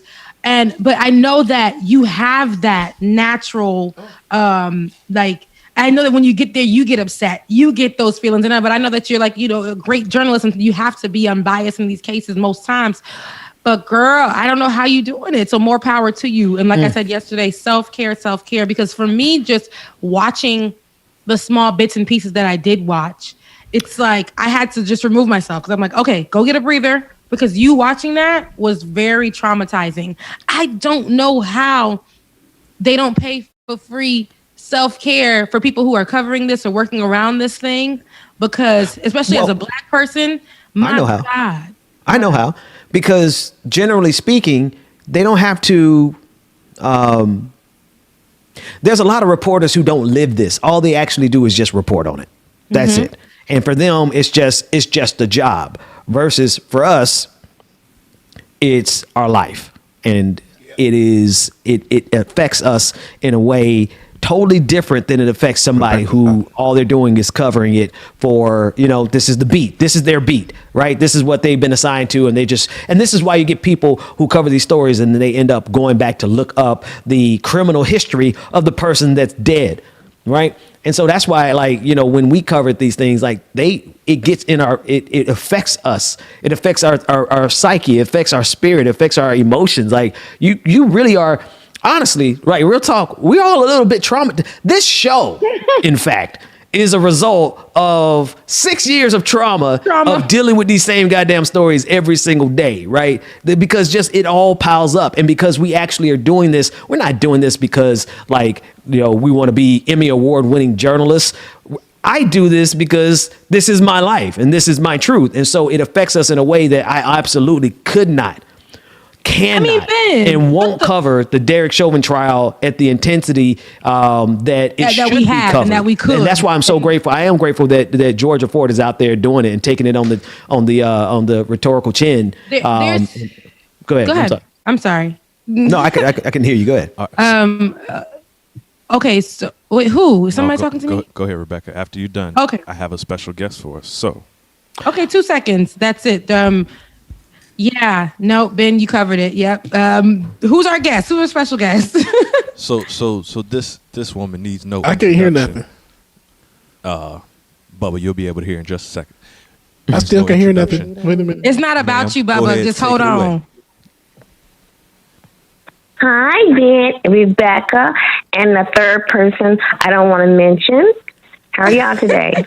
We're doing great. Who is this? Watch your tongue, woman. This is Bubba's mama. Hold your tongue, hey, Mama woman. Gwen. Hi. Thank you I so wanted much to for call in and tell you guys how much I love the show. Ben, Rebecca, and all the guys behind the scene, you all do such a great job. And you become a part of my husband's and my life. Every morning we get up, I mean, you are like our alarm clock. So when you all weren't on last week, I went shopping instead of listening to the show. So you know my husband hated that. But I wanted to tell you all how much I enjoy the show. You all are doing a great job because you keep us informed and up to date to what's going on. Of course, we're older, so we don't get out there to get, a whole lot of stuff that's going on. My husband watches a lot of MSNBC, and that's the clear people's channel, but that's what he likes. So with you all having this show on really helps us a lot. But what I wanted to share with you all was something special about Bubba. He's a very different type of person. You all don't know that, but he is. So I wanted to share something with you. On Easter Sunday, Bubba came over with everybody else, just like we normally do for the holidays. And he's always loving, very kind. He brings the grandchildren's gifts, all the time. He brings them surprises. But on Sunday, what I usually do on Easter is I make baskets, usually for all the women, because I have an Avon friend and she gives me great deals. So I make baskets for the women. Okay. Bubba was the only one running around with this pink Kroger bag talking about, I want a basket too. Where my Easter basket? All these women around here running around with baskets, and all I got was some socks and some candy. He better be thankful for that. So, James, are you going? Now that I've embarrassed him. Is that what you really got? You got the basket, James? You got the Pay some goddamn socks. He's not talking now. Everybody else, you gave everybody else a whole full care set, and you gave me some socks. What's going on with socks? Thank you, mother. I love you. I want the makeup. Right. I want makeup. I want come on. I mean, but Rebecca, all the other guys got socks and comic books. But you said, Mama Gwen, you did say your baby is different, and he ain't want them socks. Hey, those socks are fly though, James. I'm gonna come cop those socks from you because they match my new blazer. They is fly as hell because they some pineapple socks. So I ain't gonna lie to you. Mama Gwen, thank you so much. We really appreciate you. One for James in the first place, but two for calling in and sharing all that love. Thank you. Okay, I love y'all, and you all stay safe, okay, and keep up the good work. I'm really proud of the whole show. Rebecca, keep them in line. Okay, bye-bye. You got to keep hold, fam, you ass in line. Right. Gwen sweat, she ride for Rebecca, child. Y'all taking care of Rebecca? Oh, thank you. Nobody thinking about Rebecca Azor. Right. Oh, man. All right, Love so you, folks, we Mama. dropped the link in the chat room. If you want to join the conversation, call in. And literally, the other part of this show, like there's enough news. There's enough news. We're not going to cover the news all the time. So call in. We can talk politics. We can talk the news, but also we just talk to you because we are still in this here pandemic, man. Like, we're not out of it just yet. And one of the callers who called, it wasn't yesterday. I guess it was Monday. Was it Valerie? And Valerie was like, she really looks to the show like every morning. Like, she was like, we've all become friends. I'm gonna be honest with you. Like, some of the realest relationships that we have are right here on this interwebs, right here on the screen. That's the only relationships I got. Well, actually, Rebecca, you happened talked to somebody behind the scenes there. You know what? Never mind. No comment. All right. Anyway, so moving on. You see, she got right. Then, like yesterday when I said the other day, it's good. We'll just keep going, moving on. All right. So just for the sake of the people who are like, could you give us some more news? Because some people do want some more news. I don't know if I want to. You care about the people now. You really care about the people today. You're giving them free content. He's really caring. Right. You're giving them right now, girl. You guys see, guy don't like ugly. See his camera. That's what y'all get. So in the meantime, one of the stories we covered. My battery. It be me, Bubba. You was talking about my battery yesterday when my phone was going out, and then I got back on that call when my Wi-Fi kicked back in, and y'all was in that meeting talking about Rebecca's battery going down. You hit the man while he's down. Don't hit the man while he's down. Give him a chance to get the camera plugged. I'm just giving him a little. Anyway, here's one of the serious stories. Now, what was said, I didn't pop up back up. I keep trying to go to the goddamn news. Thank you, Dr. S, for being here for me. Or you want to go to another caller? All right, we'll take a call. Okay, I've been overridden. Okay. I've been overridden. All right, who's the next caller? We have Rachel from the Ukraine. Rachel, okay, go ahead. Nice. Well, from Ukraine, what's happening, Rachel? It's actually snowing out right now. Oh, wow. It's snowing. And it was like 20 Celsius a couple days ago. But it's so cool that I actually caught up with you guys. No, it's a pleasure. What's on your mind? Thank you for calling. From the Ukraine, sis. Yeah. Right. Actually, something mentioned earlier, I just kind of not speaking of news and forgotten news of like absolute horror in Africa. Like, do you remember in like 2013, 14, the whole world was terrified of Boko Haram in like kidnapping kids in Nigeria, and then it just sort of became. I mean, at the time, it seemed like the scariest thing in the world, and it still does to me. Did people just lose interest? Did they find the kids? Whatever happened? Yeah. And Rachel, that's exactly what we were talking about. It's like it was. And I don't say this to be coy, but it was quote unquote a thing at the time. Remember, they had the entire campaign Free the girls, find the girls. Free the girls, right? And it was a big thing, and it was almost, it went away almost as if it was a marketing campampign, right? Or return our girls. It was something like that. But yeah. And at the end of the day, there is a level. It's simultaneously. It drives me crazy because it's simultaneously like a branding thing. For 30 cents a day, you could do this, right? And there's like these nonprofit organizations that make billions of dollars every year off of the backs of the pain that happens in several African countries, right? But at the same time, the opposite side of it is this constant fear mongering about the dehumanization of people in the global South. That is like both and. They want their cake and they want to eat it too. They want to simultaneously raise money off of the backs of the pain that colonization caused, and then simultaneously they want you to be terrified of it. So to be honest with you, I'm not even sure whatever happened. They did release those girls. They released them. They released them, and this was I think like 2 years ago or something like that. But they did release those girls like a few years back. Well, a few years back, I remember. But because I'm remembering when it was still like not as center, but still very much an open issue. The French magazine Charlie Hebdo did this really crass cartoon, basically of basically a really gross depiction of this bunch of black girls in, I mean, it was just, I mean, obviously not enough to like take up arms against. I just thought it was really crude, kind of poking fun at like, I don't know how many families at that time were still like scared out of their wits, not knowing like what had happened to their kids. And it was just, And just to be sure, everybody, like they released a lot of them, but I think there's still a lot of those girls who are missing to this day.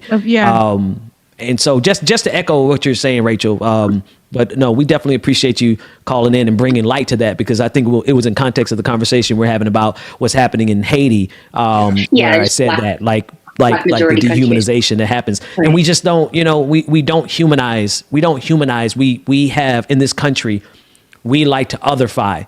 Like we make people the other, and in that way we control. And when I say we, I say we as an American, because America is the leader of this, right? Like we are the continuation of it. It obviously started with British colonization, right? But America has mastered it along with other nations. But we like to have control over who we have empathy for. And if we have control over who we have empathy for, then it makes it that much easier for us to invade a nation. Right, it's not just African countries. Think about the Middle East. Think about the entire Afghanistan war and Iraqi war, the war in Iraq. It's easy. It's easy for us to go to war in those nations because we have done, as a nation, as an empire, we have done a thorough job of dehumanizing them, and so the American people won't get up in arms when we drone every single day and drop bombs indiscriminately across the global South. So thank you for bringing that to our attention. Thank you so much, Rachel. Thanks so much, Rachel. All right. Have a great, well, I guess I would say evening, but it's morning there, right? So. Yeah, it's morning. Yeah. It's morning. You have a great evening. Morning, I don't know, day, night, existence. Have a good existence. Have a great present moment. Have a great moment of the present. There you go. We used to have a phone number, and I still actually have the phone number. I'm so used to calling it out, 857-600-0518. I'll get that actual phone line up again, and then that way we can have phones as well as video. Some of you can call in via video if you so choose. What else are we looking at? Since nobody wants to go back to the news, y'all keep overriding me. What else do I want to talk about? What about that video that David said? The credit score and where the money reside. Video. Do we have that one? Did we watch that already? Because I feel we talked. It was on the list yesterday, but we didn't get away to it. Get away. Thank you. Okay, baby. So about this car that you can't afford. Yeah, let me get you another social, and then we can just try to run it with that. You know, there's a phrase for that. Strategic. Fraudulent. Yes, I'm sorry your husband's in the hospital, but I have a business to run, honey. Oh, look what unemployment dragged in. Oh, look what depression dragged in. How are you? Blessed and highly rich. How about you? Blessed, not stressed, and buying a car. That social you gave me pull up a 1, 2, 3. Oh, you said you're buying a bike. I'm just watching a YouTube video. Cassandra. Hello. Bitch, I know you hear me. Is the name Croissant? Cassandra. All right. Oh, I'm hearing it wrong. Okay. Where the money reside? Where the money reside? Where the money reside? Where the money reside? Where the money reside? Because her credit score was a 3. A 1, 2, 3. Oh, how you doing, baby? Blessed and highly rich. What about you? Delivered and stress-free, baby. What are you up to? I just got off the phone with Atlanta's Most Wanted. Oh, I hate that for you, baby. No one wants to deal with a crook. What's your name? Camilla. It's Cassandra. Cathedral. Cassandra. Catahoula. Cassandra. Child, whatever, child. Your credit score was a 1, 2, 3. Fraudulent. It's the cone head. It's the cone head wig for me. Right. Y'all remember that movie? Yes. Yes. Were those people? I Were thoroughly. They white? That's our guy, man. Where the money reside. Where the money reside. We need to get him on the show, but he too big. He too mainstream. He rich now, right? I hope so. I'll work on it. Let me work on it. I'll work on it. But look, this is our promise. I think we're already where the money resides. But I think, we'll always be who we are, because no matter how many views we get, because Ben Dixon has a blue check mark by his name on Facebook. A whole blue check. They don't like me on Twitter though. I can't get one on Twitter. Ben be on he can't get one on Twitter. I just don't understand. Ben be on MSNBC sometimes, and that's what Mama Gwen husband like. And then Ben be with Roland Martin, who that's not everybody in their mama. Ben goes to the white folks on TYT and be kicking it with all of them. TYT ain't the white folks. I thought they were. Matter of fact, I'll be on TYT today and on Friday for anyone who's wondering. You thought they were everyone, but when you compare them to us, it's like you have them and you have us, not separate. But I'm saying we're black programming, 100% black. So, but we would never leave you guys behind. We're so black, we have to contain our blackness, or else we'll scare y'all away. It's true because we have a lot of white viewers, and we don't want to scare you guys away. But then sometimes we will release it and be like, "You get what you get." Because I was tired of being in that box for so long where I couldn't wear, my weaves. Y'all saw me. It's only Wednesday. I've had 3 different hairstyles since. You have. So I wasn't able to do those kind of things. Even though I'm missing a nail, I wouldn't be able to wear none of this. I could not. But you guys are going to get me in. Did you get those nails fixed? Listen, Ben. No, you mentioned them. I was concerned. I was making sure gotten them fixed. I can't believe you called my friends at TYT white. Why would you? How white they? I'm Turkish and Armenian. Oh, that's not white. And you have JR who's black and Ben. I said 100% black over here. I'm not knocking TYT. I absolutely. No, I know. No, I'm speaking with you. But here's the thing. Because Rebecca. Turkish, Somebody got real quiet there for a second. Right, I'm waiting for Rebecca because I wanted to make sure Ben understands. Like, hold on, Ben. All right, so who said that? We have another caller. That's our next caller. Okay. Oh no, you're fine. Y'all ready? All right. I heard something. You're live on the air. What's your name, comment, and or question? We have Nikki from the great state of Florida. Oh, Nikki Lord. from Florida. Oh, hey, boy. Florida. Come on, Florida Nikki from Florida. Okay. I got to start with good morning, Mr. DJ. How you doing? Good morning, Nikki. I'm good. How you doing?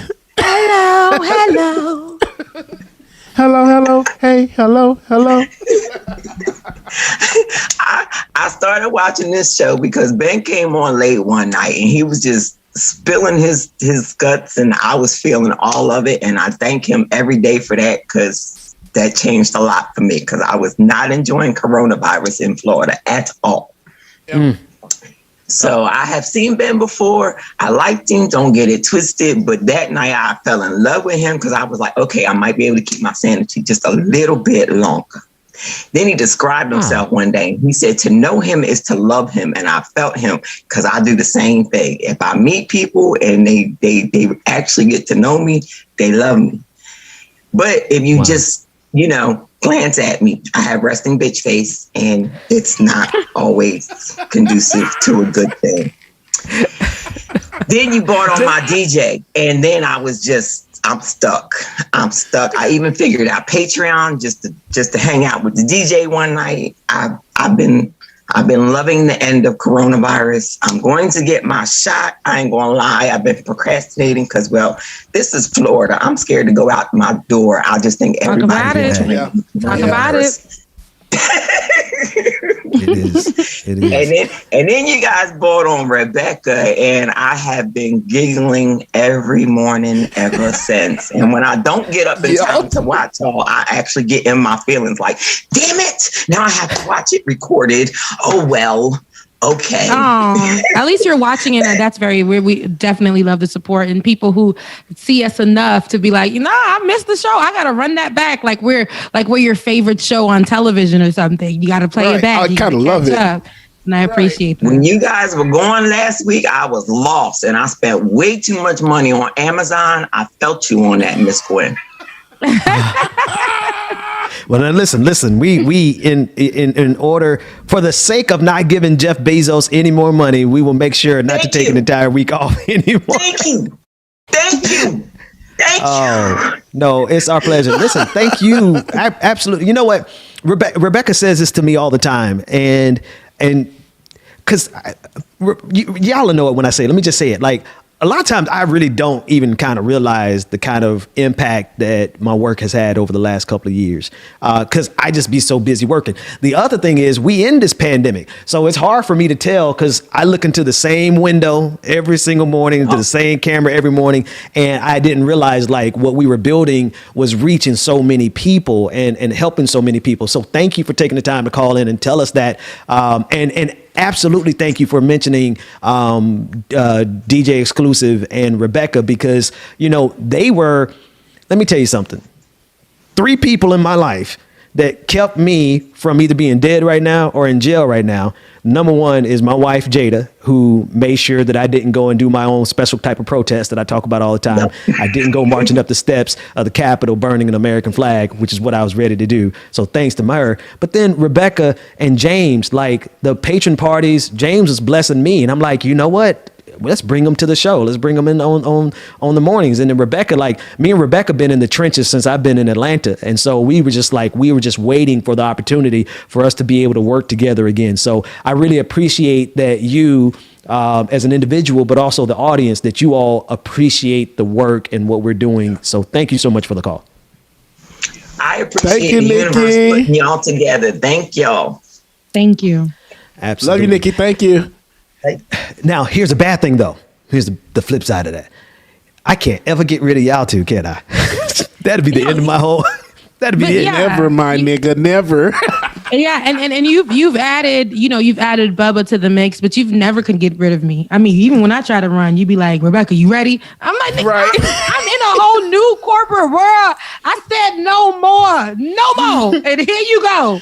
You know, but no, I wouldn't change it for the world. I wouldn't. That's why I always tell you, people always say, why don't you do this over here? Why don't you go here where the money resides there? And Because at the end of the day, I feel very comfortable. I feel like I can be myself. I feel like we can definitely argue in front of a whole bunch of randoms and still come back and they be confused like, dang, they was. Hey, right? yo, me and Rebecca, we've gone, hey, but you and I have not gone at it to the level that we went at it at that other company when we first met each other, because there were some episodes then that we were like, we ain't want to. If we didn't have to be on set with each other, we would not have talked to each other for probably a good 2 months. Unwind and be like, oh, if we didn't have a common experience with the colonizers, then, but that brought us our struggle. We'll have a breather in the room and be like, oh God, listen, you didn't have to act like that. You didn't have to act like that. Okay, it's cool. We got to come back tomorrow, right? Yeah. So, but we no, that's what friends, we fight, and we've had these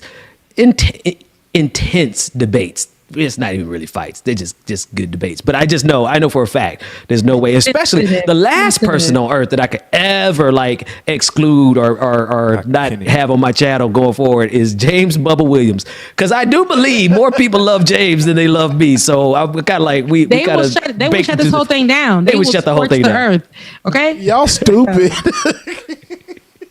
Somebody said Rebecca can be replaced with Kim Brown. Rebecca is, I don't know who Kim Brown is. Shout out to Kim Brown, whoever you are. But Rebecca is irreplaceable. Talk about it. Kim Brown is another one of my sisters from another mister. Yeah. And always would actually have her on the show. But what we should have her on the show. We ain't going to pit 2 black women against each other. No, yeah. So King, thank you for your services. Look, Dwayne, get him out of here. I don't got no control over that. I'm going to drop this link one more time. Okay. I don't got no control. For anyone else who wants to join the conversation, you can click on that link that I just dropped. You know what? And I'm not being fair because I didn't drop it in Facebook. Drop it on Facebook. So let me go over there and drop it on Facebook. In the meantime, while I do that, if y'all don't catch me, I'm going to go to a story. Ben, it's okay. This is, we want to make sure that whatever stories, just let me know which one you're going to so that right. we can be following along. And FYI, everyone that's watching, this is a taste of what the after show is. So if you do want to get this every day, make sure that you join the Patreon. Do you know what that means for you guys? That means more James Bubba Williams, because you guys don't really get him on the main show, but in this moment you get all 3 of us as I'm gonna be honest with you though, guys. we still aren't giving them the full taste of the after show because you know why? It's like because we know a lot of people are watching. After show. Yeah, there's a lot of people watching. It's like it's a lot of stuff we can't talk about right now. We're still being kind of formal, and I know a lot of the patrons are like, "Okay, guys, let's close it off, but let's just go to our private room." It might be a good point for us to close it off and go to the private room. What you guys think? Like pinch it off, just like snip, and just like Because it's when nobody's looking. It's when we're around family. Like people, it's like all of you are family. Don't get me wrong.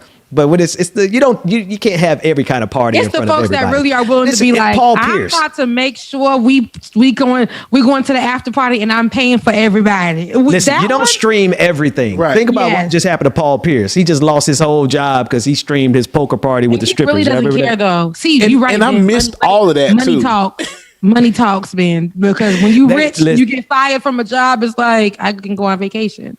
Yeah. Well, for him, he lost that job because you don't stream everything. Some things you just keep dicing in private. Pierce, but wasn't Paul? Oh, the basketball player. No, I know who Paul Pierce is. Number 34 from the Celtics. He's definitely carried it on his back from the big three. I know exactly who Paul Pierce is. My thing you better run it. Okay. The people don't know. Basketball is my thing. But I think that But it's I was getting him confused with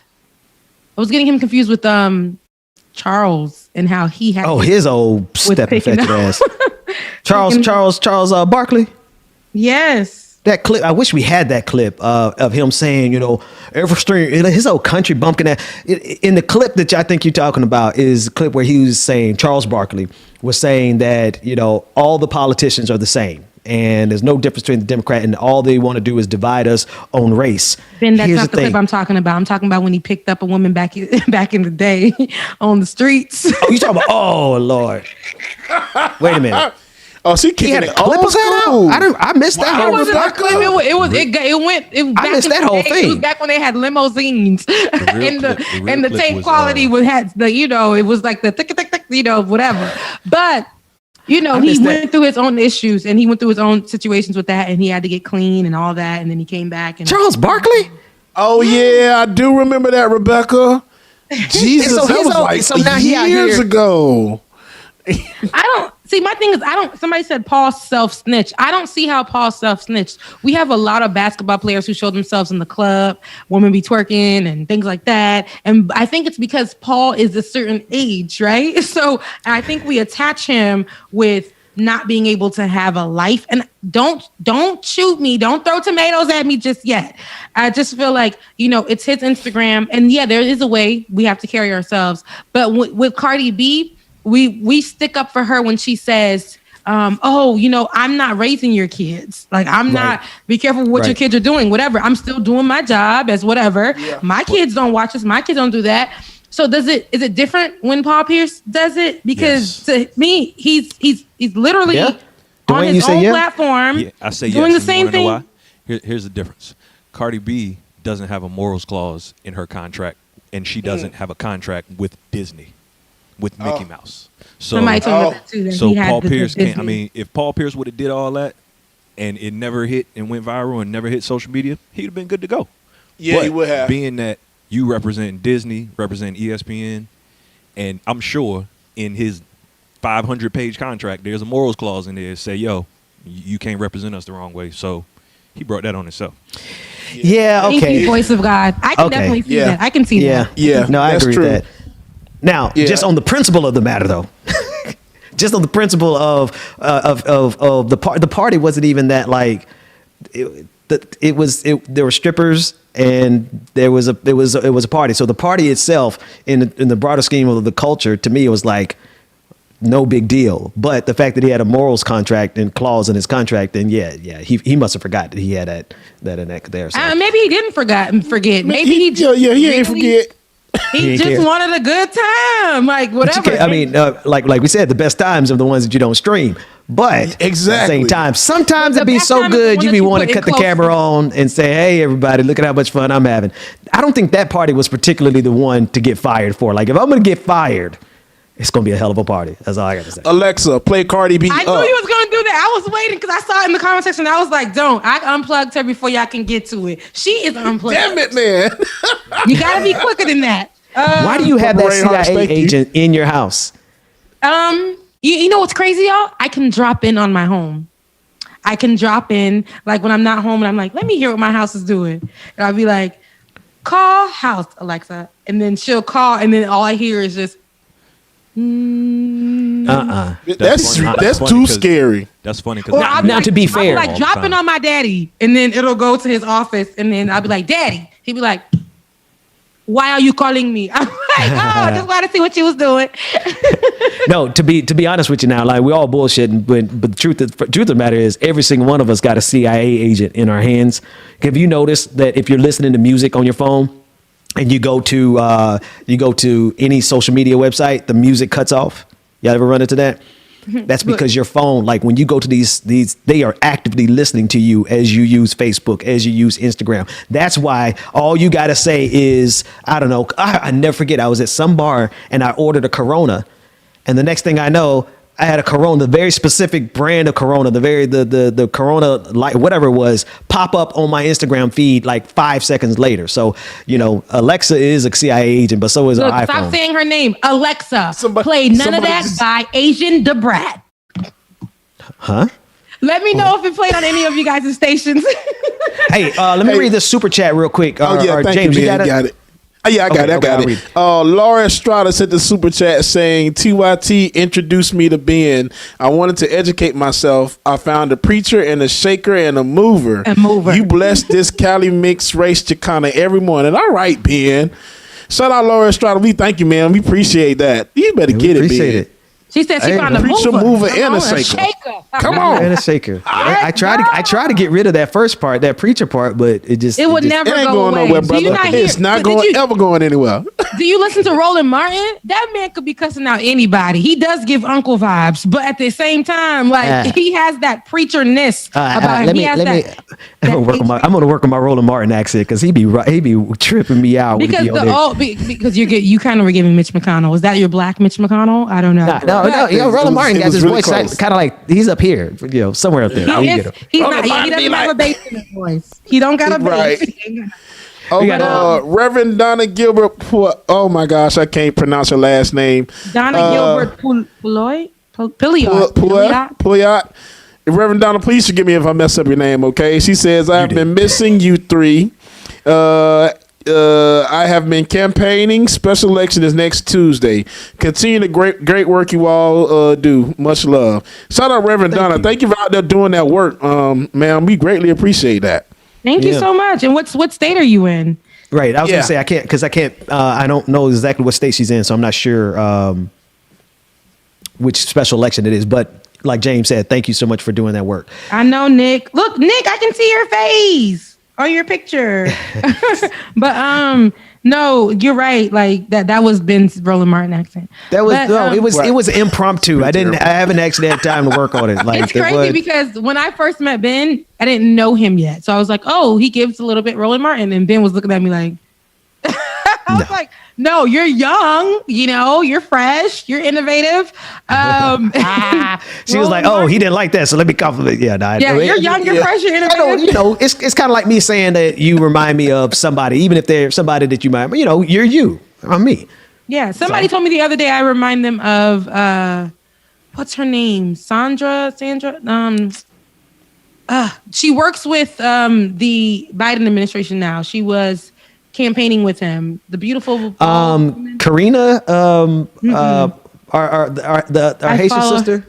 She's not Haitian, but not that one. She's Haitian. You're talking about Karen. Oh, speaking of, you wanted to talk about. Yes, I just didn't want to talk about it. I just wanted to make sure that we let it be known. So we wanted to rest in peace to Midwin Charles, who is a legal defense attorney, who was a legal defense attorney, also a CNN legal analyst, MSNBC as well. She passed at the age of 47. We haven't gotten any information on the cause of death as of yet, but she was a pillar to the Black women's community when it came to Black women being on television or being a part of the political conversation. A lot of women know her for that in these spaces. And she was also a fellow Haitian woman in this space as well. And so shout out to her. I've been following her for years. She is one of the women that I looked up to, and don't know why she passed, but her passing has definitely been has definitely broken a lot of our hearts.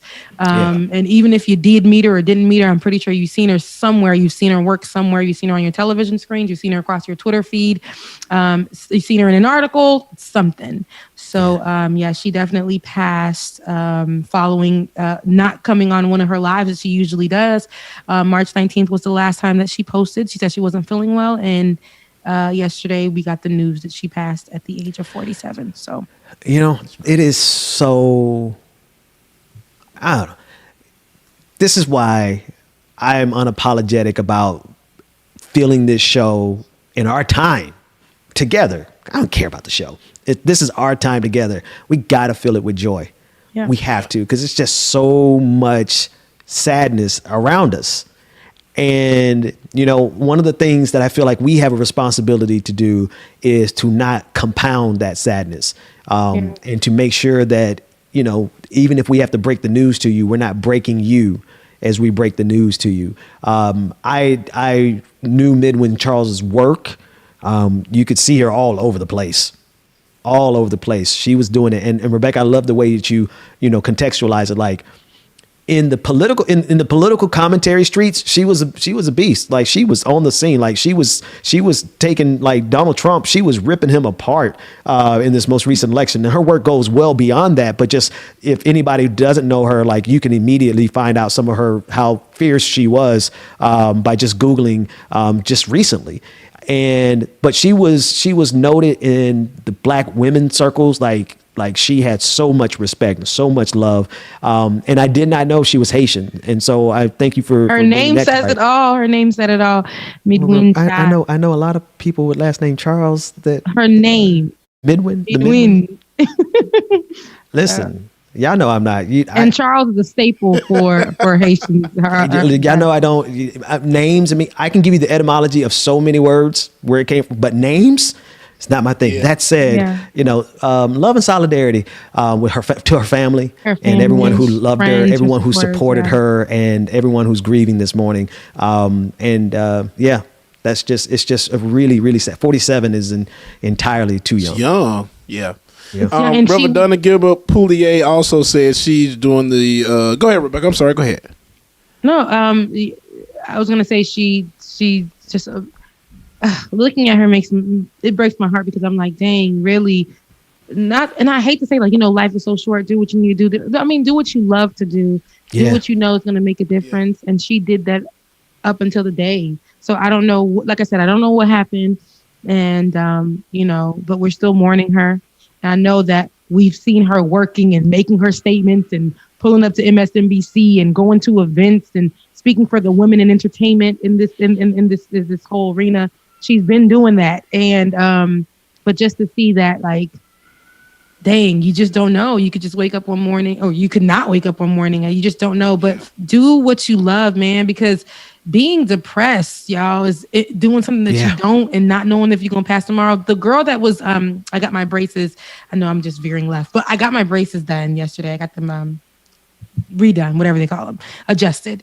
And she, was, doing them, and she was just talking to me, and she was like, just randomly yesterday, I needed to walk out of here because I just felt like I needed to go remind myself of what it feels like to be fulfilled. And she's like, I love what I do. I came from being a cop to doing this. Wow.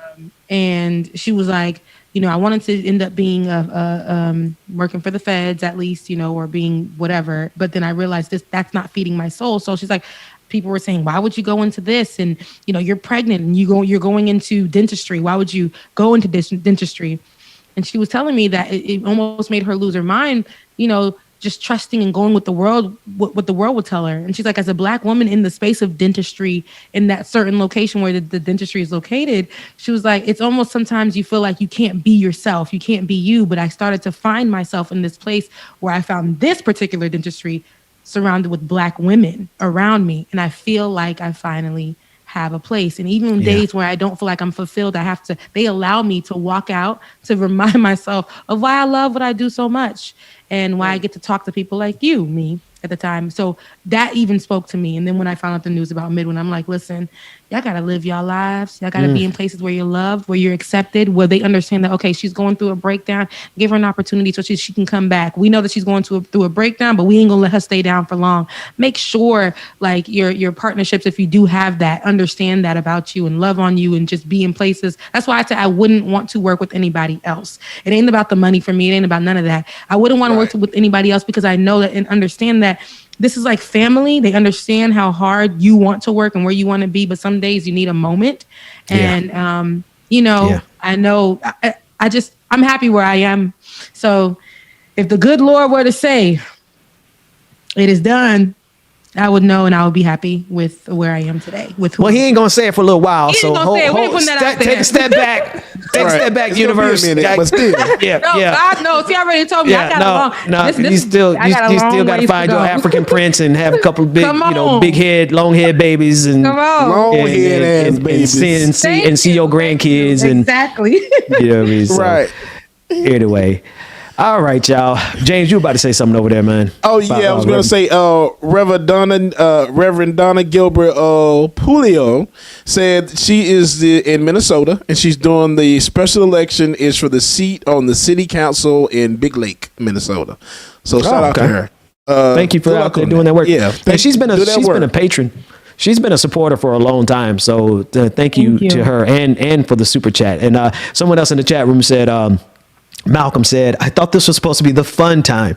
It's our free time. It is our free time. So we have all the emotions. It's arranged. Yeah. No. It is this show is definitely arranged, and we're trying to put more emphasis on just enjoying each other. Freedom on being free. Because we're free thinkers. Whether y'all like it or not.